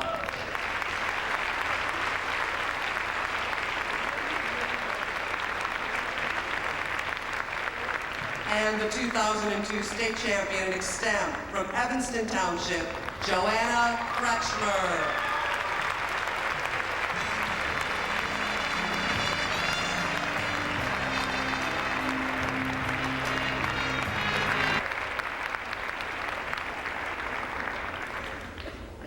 This summer, I went sailing for the first time, and I have to admit, it was a lot more difficult than I thought it was going to be. There were so many different things that I had to consider. How the rudder was, how taut the sail was, as well as weather conditions. In many ways, trying to run a country is like being the captain of a ship. You're standing at the helm and trying to conduct everybody and maneuver your ship in the best way possible. In light of September 11th, many people have begun to take a closer look at the Middle East as a whole, and one of the countries that falls into this category is Pakistan. Since the debacle in Afghanistan, Pakistan and the United States have become very close allies. And because of this, many people are beginning to look at this new situation, and they're beginning to ask the question, what impact will the recent cooperation between the United States and Pakistan have in the dispute with India? Well, in answering this question, we can see that the impact will be extraordinarily positive. And we can see this by looking at a couple of ideas. First, we can take a look at the fact that the new relationship with the United States provides new incentive for Pakistan to pursue peace. And second, we can take a look to the fact that the new cooperation with the United States provides Pakistan with more of the means of attaining peace. Let's take a look at our first point. The fact that the new cooperation with the United States provides Pakistan with a new incentive to reach peace. The Chicago Tribune on January 27th tells us that this whole conflict with India began in 1947, when the Indian subcontinent was first partitioned. It was divided on the one hand into India, predominantly Hindu, and on the other hand into Pakistan, which was predominantly Muslim. The two countries were head to head, facing off in everything, complete opposites, except for one disputed matter, and that related to ownership of the province of Kashmir. Well, ownership of that same province has been an issue since 1947, and up until 1965, the Chicago Tribune tells us, the United States supported Pakistan through military and economic aid. However, in 1965, everything changed. Pakistan instigated a new war over Kashmir. And because of this, the United States cut Pakistan off. Well, the cold shoulder has ended because Pakistan renounced the Taliban and helped the United States in the war on terrorism, as The Economist on January 28th indicates. And because of this, the United States and Pakistan are forging new ground, starting again with a brand new relationship. One of the cornerstones of this new relationship relates to economic aid. Pakistan has had a lot of economic problems in the past, and as Time magazine on January 14th indicates to us, last year, Pakistan spent $2.8 billion on its own defense, the vast majority of its own country's budget. The spending of so much money on defense for a standing army, for nuclear weapons, did not leave much money for domestic reform. In fact, Time magazine tells us that Pakistan is in need of a dire overhaul of its education system. It needs healthcare reform, and it needs economic stimulus. Things that simply cannot be enacted because it's spending so much money on defense. However, the United States has risen to the occasion. It has stepped up. And Time magazine tells us that it has pledged $600 million to Pakistan in the form of foreign aid. A number which Colin Powell, Secretary of State, tells us will likely increase to $1 billion by the end of the year. However, this is not free money. There is a condition that Pakistan must meet, a condition that Pakistani President Pervez Musharraf must ensure is carried out. And that relates to bringing the peace process with India farther forward. Pervez Musharraf has to promise to crack down on terrorism, which has been so much of a problem. And he has to promise to forge the way with India towards a peaceful resolution. Well, Pervez Musharraf has accepted this condition wholeheartedly. And because of this, we see that peace with India will be furthered in the near future. Pakistan needs this money from the United States so much that it simply has to submit to its condition. And because of this, we can look towards a new road, a peaceful road, in the months to come. However, the United States has not only provided the incentive for Pakistan, it's also provided the means. The London Times on February 5th tells us that up until this point, Pakistan and India have had a lot of difficulties coming up with a peace deal. They sat down to the negotiating table, but there haven't been a lot of successes until July of 2001, when the Prime Minister of India, Vajpayee, and the President of Pakistan, Pervez Musharraf, met together in Argo. They were this close, but there was one problem. Vajpayee wanted President Musharraf to submit to one condition, which Musharraf said in good conscience he simply could not submit to, and that related to the total crackdown and the ultimate eradication of cross-border terrorism. Musharraf said he simply could not commit to this because he did not feel that it was within his control, within his power to be able to accomplish this, and he didn't want to have to go back on his word. However, the New York Times on January 13th tells us that this problem of Musharraf seems to be at an end, for the United States has pledged its help in helping Musharraf to eradicate this terrorism problem. They've pledged personnel, they've pledged weaponry, and they've pledged intelligence, so that this one last condition, this one little step that Pakistan must pursue can be accomplished. And with this, India and Pakistan can sit down to the negotiating table one more time and come up with a peace deal that is mutually beneficial for both sides. So in retrospect, when we ask ourselves the question, what impact will the recent cooperation between Pakistan and the United States have on the ongoing dispute with India, we can see that the effects will be increasingly positive. First, we've seen how the United States is providing a new incentive for Pakistan to provide peace and to take those steps down that peaceful route, simply because they are offering money that Pakistan cannot refuse. And second, we've seen how the United States is providing a new means for Pakistan to pursue peace by helping them in the war on terrorism, their own domestic war on terrorism, so that the last obstacles to peace with India can finally be overcome. I'm probably not going to go sailing again for quite some time. I capsized a few times and don't have the best track record in the entire world. However, for Pakistan, things are looking up. There's clear water and a favorable wind. And with a leader as the free world as Musharraf's right-hand man, we can look towards very smooth sailing in the time to come.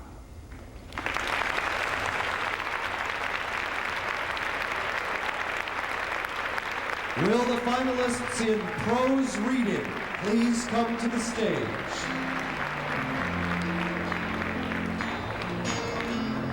The medals in prose reading will be presented by Room Chair Suzanne Daniels, assisted by alumni from 1998 Sarah London and 1999 Jenny Bullock.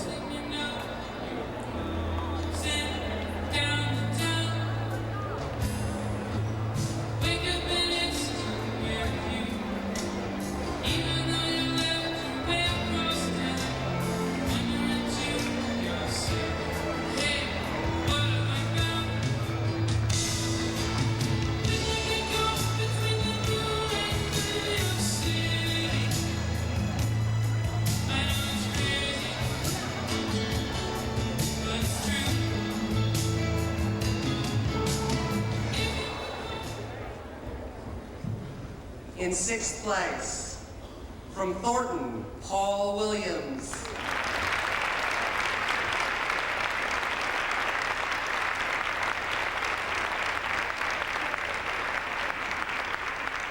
In fifth place, from Keegan, John Myden.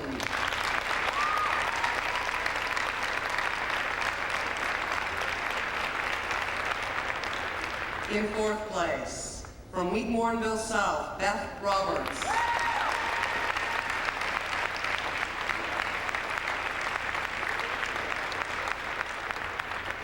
In third place, from Glenbrook South, Ellie Klein.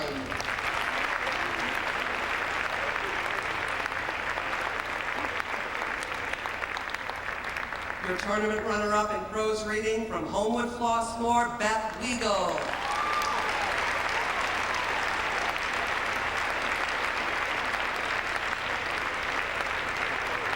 And your 2002 state champion in prose reading from Downers Grove South, Dan Bullock.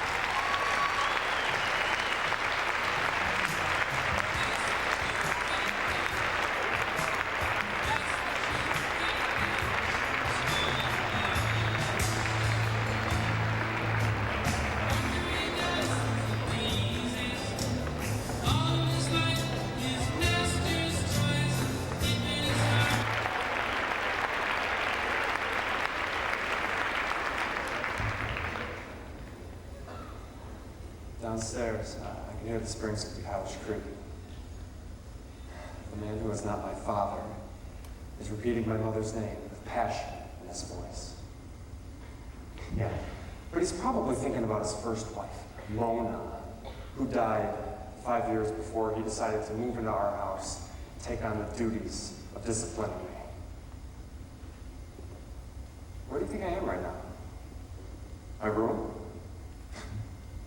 Better think again. I'm in the middle of a hurricane. Do you really think that I'm going to go down to breakfast tomorrow and call the man who is not my father, sir? Do you actually think that I'm going to go to school and turn in my homework to Mrs. Moonface? I won't even be in this hemisphere tomorrow. The storm will set me down anyway. You don't know me. You don't know me at all.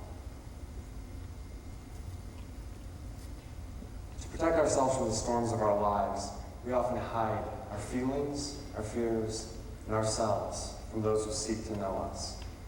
But it is only when we truly understand ourselves that we can begin to allow others to see us. You Don't Know Me by David Class. Band practice is finally over. Please, go to your band office, Mr. Steenwilly, and have a nice cup of tea. Please don't walk over to me, like you now are doing. John, I'd like to speak with you in my office. Mr. Steenwilly ushers me into his band office and closes the door behind us.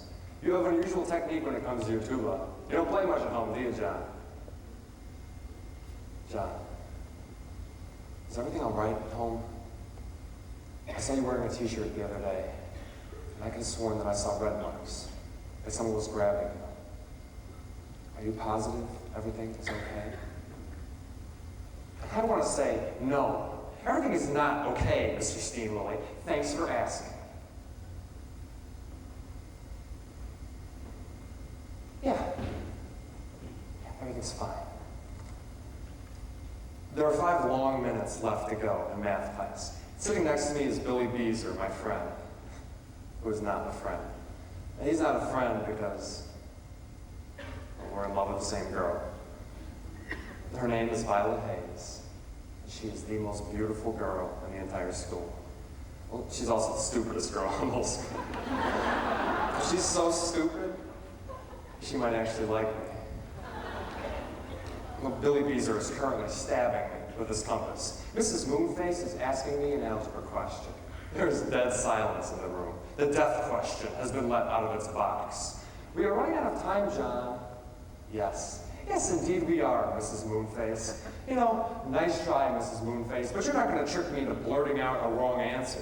Mrs. Moonface, you may be so miserable in your own pathetic life that you have to try to stump us with these algebra questions that are from the lowest level of hell and make fools of us and destroy our self-esteem. But that does not mean that I plan on gratifying your sadistic algebra torture. At this moment, I've become aware of the fact that the class is roaring with laughter. And I realize, to my horror, that the little man in the swivel chair has made a major, horrific mistake at the control board of my brain. Blinded by love for a girl who will never love me. And befuddled by jabs from the only friend who might have once known me. Riddled with anger towards my mother, and seething with fury towards that man who is not and never will be my father. Lost amid a sea of troubles in my life that is not a life, I have actually called Mrs. Moonface to her face. So, it's not too fun being suspended from school for a week. No one calls and no one comes over. I've seen Mr. Steenwilly pass several times by my house. Maybe my house is on his way home. Or he's watching. The morning comes and goes, the afternoon comes and goes, and then at about 5:15 I hear a loud buzz. Someone's at my door. So I go to the door, open it up, to reveal Violet Hayes standing there. Hi, John. I brought you some chocolate chip cookies. Aren't you going to invite me in? Sure. John, this weekend is the holiday dance. Are you going? Well, I am suspended. It occurs to me that Violet Hayes has already made several other stops today, and that this is her final stop. I'd really like to go with you, John. I don't have anyone else to go with. Who is this young couple rendezvousing in the cold winter evening? The young man checks out his image in a conveniently placed pocket mirror.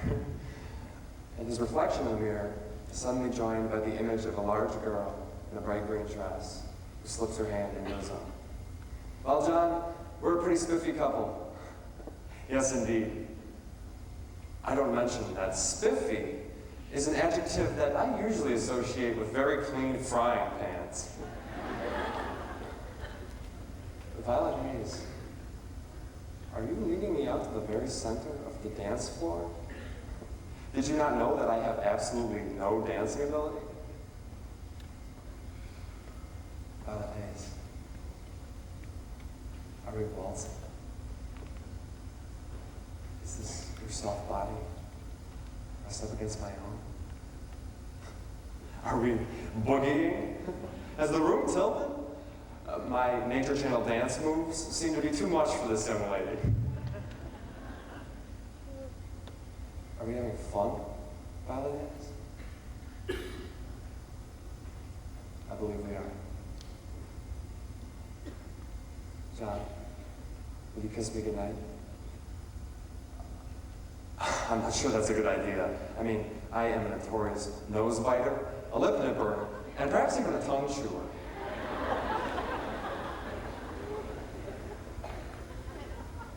Violet Hayes. Is this a kiss? It feels so soft and warm. I didn't know that kisses gave me this pleasure. So this is why people like kissing. Now listen. Good night, John. Good night, Miss Violet Hayes. Who is this young man in the shabby shoes and the gray corduroy pants, floating home from the holiday dance? The boy reaches his block that is not a block, trips on the curb, and falls face first into the newly fallen snow. Ah, so it is me after all. I don't care though. I am filled with glee. And I know that no matter how many times I fall, that Miss Violet Hayes' lipstick will never wash off my cheek.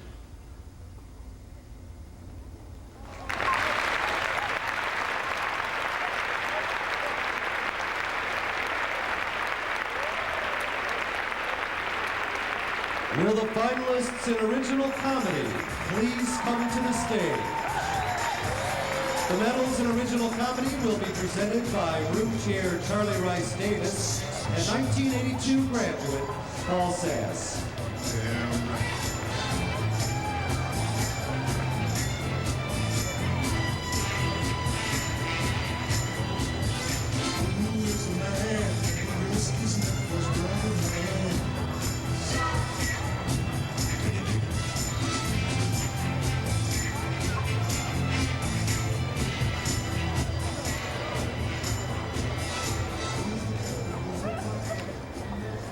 In original comedy, in 6th place, from York High School, Rachel Albers.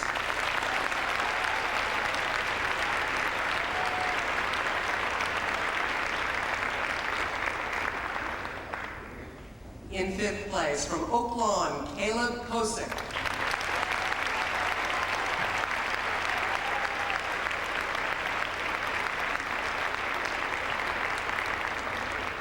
In 4th place, from Oswego, Sean Keller.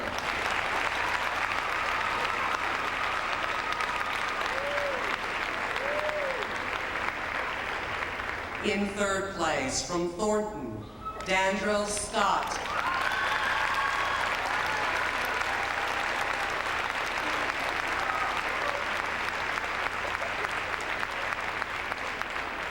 Tournament runner-up in original comedy from Downers Grove South, Leslie Shepard.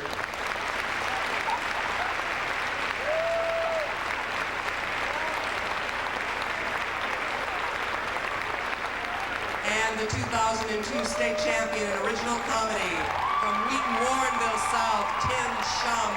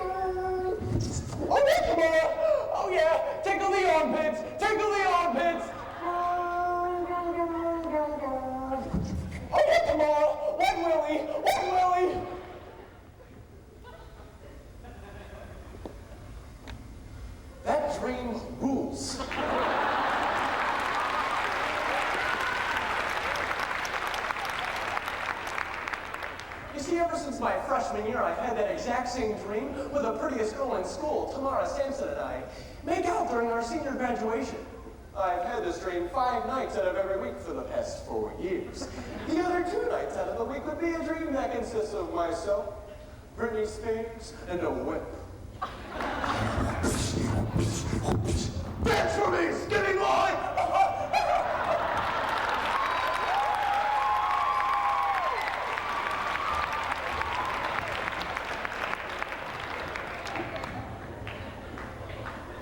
Yeah, I don't like that dream too much. Anyway, graduation is tonight, and I have my heart set on making my Tamara dream a reality.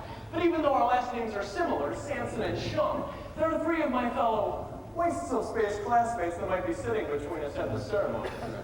In order to make my dream come true, I have to see to it that these 3 don't make it to graduation. If I falter in my quest, I will go to college never experiencing what is Tamara Sampson. Oh, yeah. Though I haven't had the best of luck with Tamara in the past. You see, freshman year I wrote her this poem and it didn't go so well. Hey, Tamara. Hi. You're like freaking ugly. Oh, yeah, I'm all like, grrr. Did I read you this poem, though? Roses are red, violets are blue. Violets aren't, oh wait, sure they are. They're like violets. Oh, she's so smart. All right, but now I have to focus and make sure 3 of my classmates don't graduate. The first of my victims is a kid named Roscoe Sansbury. Roscoe is a natural-born redneck, as dumb as they come. He's the most crossbred thing I have ever seen. Along with the 3rd arm that sticks directly at his back, it sickens me to even have to live on the same planet as the freak of nature. He's a cool guy, though. We hang out sometimes. Hey, Roscoe. Hey, Kim. What's on the diddly-o-do? Hey, not much, man. Listen, Roscoe, I was kind of hoping to sit next to Tamara tonight. You're not planning on graduating, are you? Nah. Counselor says my jumper is too low, boy. But you got a girlfriend, Kim? I always wondered why I don't have a girlfriend. Roscoe, you kidding me? Look at you. You smell like cabbage. You have a huge, huge overbite. And not to mention, Roscoe, but you have a 3rd arm, pal. Well, excuse me, Mr. Perfect. 1, it's pronounced cabbage. 2, my teeth are sexy. And 3, I do not have a 3rd.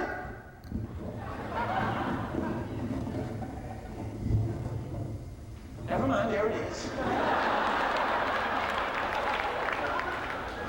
After I was done with Roscoe, I decided to head over to the locker of my 2nd victim.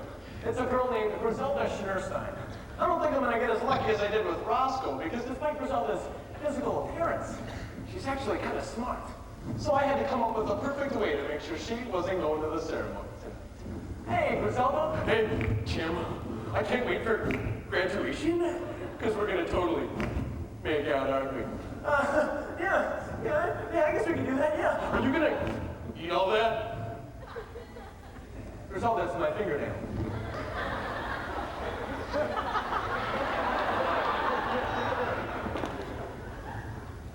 Alright, that's gross. Listen, I got some gum in my pocket. You want some of that? Oh, thanks. But no. Doctor says the sugar from gum makes me go crazy. That's when it came to me. I just happened to have a stick of gum and some Tic Tacs with me. So I decided to take this stick of gum and roll it up to make it look like a Tic Tac. Then I decided to feed it to this ungodly beast, hopefully taking her out of commission for tonight. Hey, Griselda, you want a Tic Tac? Oh, I love tax.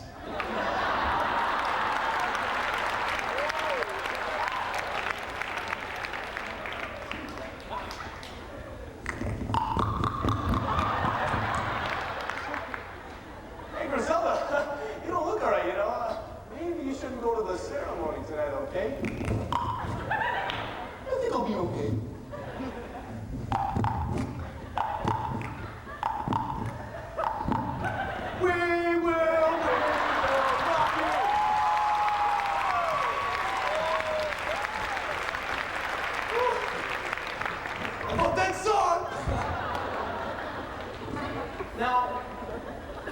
final person that is keeping me from my dream girl is kinda my twin brother Teddy.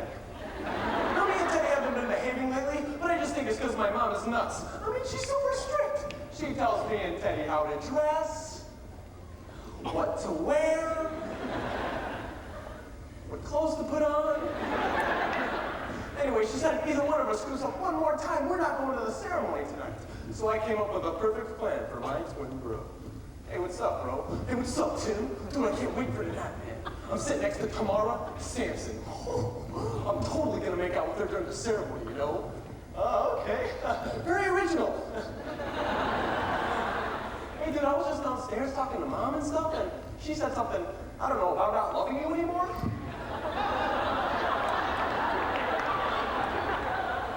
Dude! Whatever. Dude, are you serious? She doesn't love me anymore? Just kidding.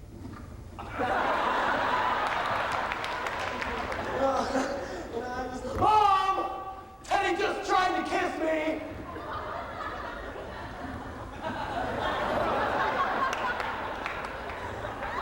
Dude! What are you doing? Nothing. What are you talking about? Mom! Teddy's wearing a nicotine patch! Dude! That's just my Powerpuff Girls Band-Aid. What's going on? I know that's just a Band-Aid. No, you just calm down and relax. Mom! Teddy's wearing your underwear! After I made sure my brother Teddy was being put up for adoption, I decided to, get ready for the big occasion. Tamara, Tamara, I love ya, Tamara, you're only a seat away. I eventually arrived at the show. At which point, one of my buddies from school came and interrupted me. His name is Aaron Adamson. He's got a huge crush on Tamara too, but his last name obviously starts with an A. So he'll be sitting up front, far away from me and Tamara. So I had no worries. So what's going on, Aaron? Hey, Tim. Tim, you'll never guess what? I'm sitting next to Tamara Sampson tonight. Isn't that sweet?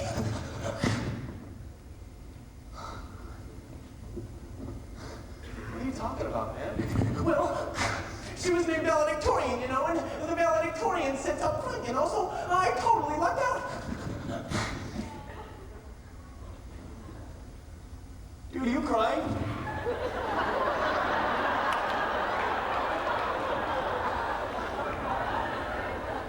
No, dude,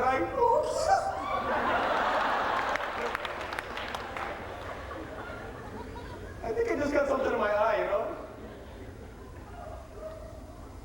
Well, there's only minutes until the ceremony, and it's only now that I realize that not only am I left without my dream girl Tamara, I'm left here all alone, just empty seats. No Roscoe, no Teddy, no Griselda. Hey, Jim, Griselda!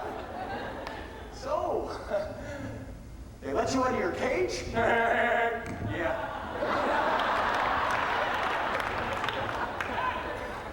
Anyway, I'm here though, so come to Griselda. Oh God!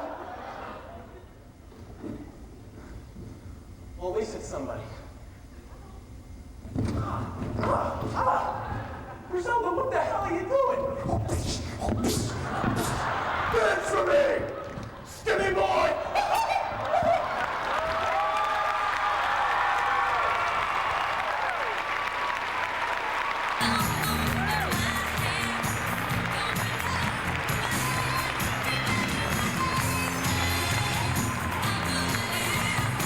And now, ladies and gentlemen, the team results.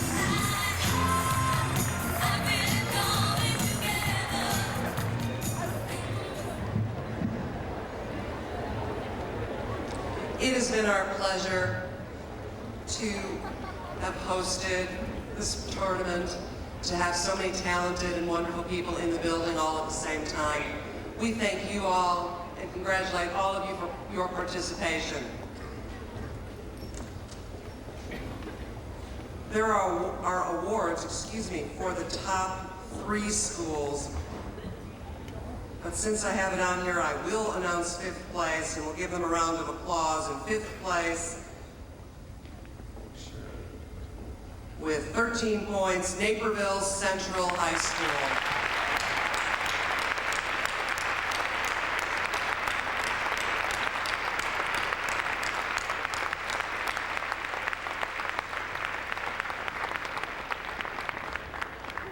There is no 4th place, as there is a tie for 3rd place. Both of these teams will receive trophies, though only one team will receive it today. You can wrestle for it, you can flip for it, or somebody can just say, take it and we'll wait a couple days, you decide. But let me announce both of the schools, and I'll announce them separately, then we'll bring them up here and duke it out. In 3rd place, with 18 points, the first recipient, Oak Lawn Community High School. If the Oak Lawn team would come down, please.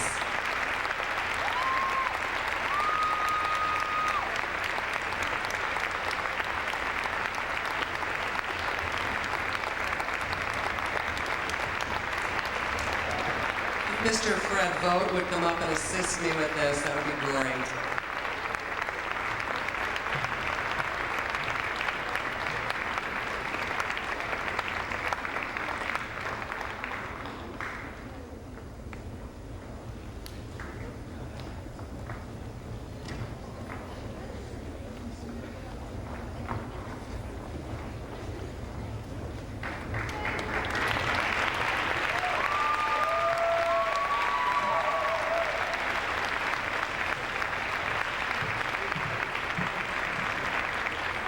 Also in 3rd place, also with 18 points, Glenbrook South High School. They also come down.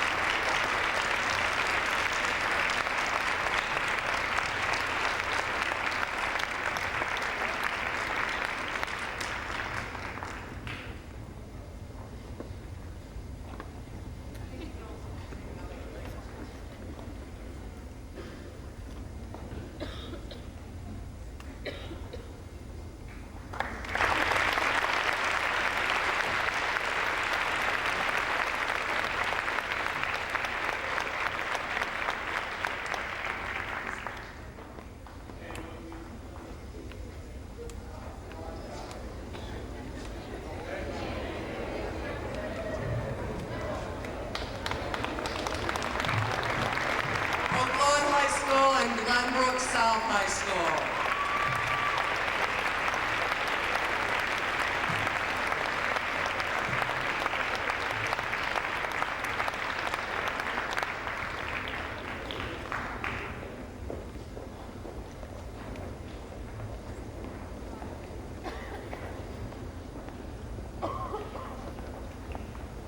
In 2nd place with 40 points, Downers Grove South High School.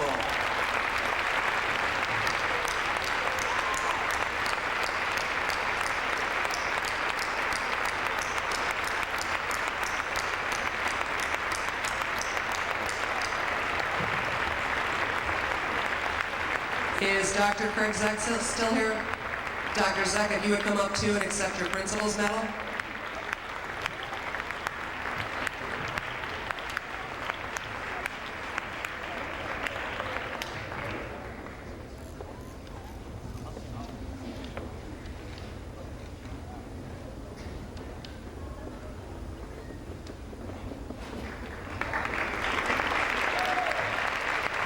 Downers Grove South High School.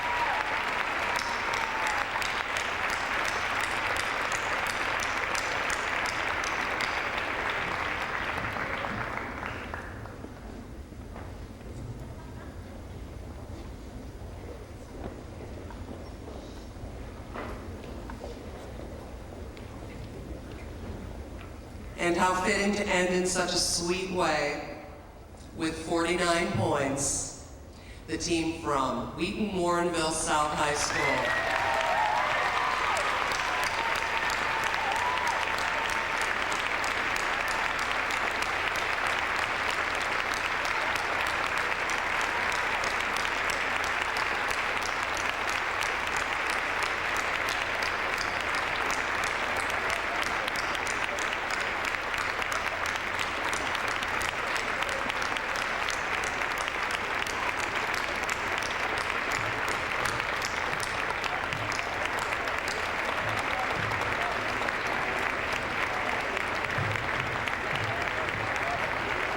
And with the team is Principal Chuck Baker.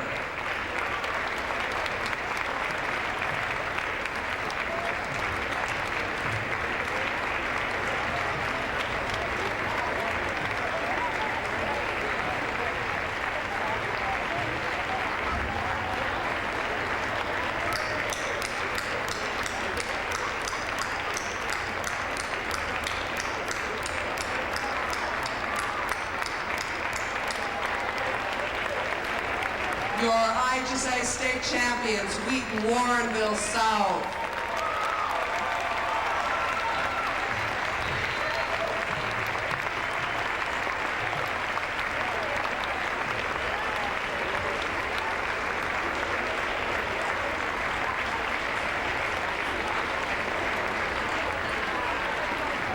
Congratulations to all of you. The packets are in the outer lobby where the red carpet used to be. Thank you and have a safe trip home.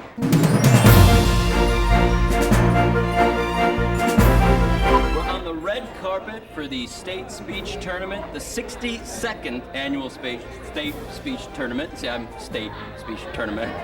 It's a good thing I'm here for this event. We can do 3. Here we go. Okay, there's so many bad guys. I got all these and he gave me his boxer size, like his boxer size. And he told me, I have something to say. Gail, will you marry me? yes! Oh, God, get it!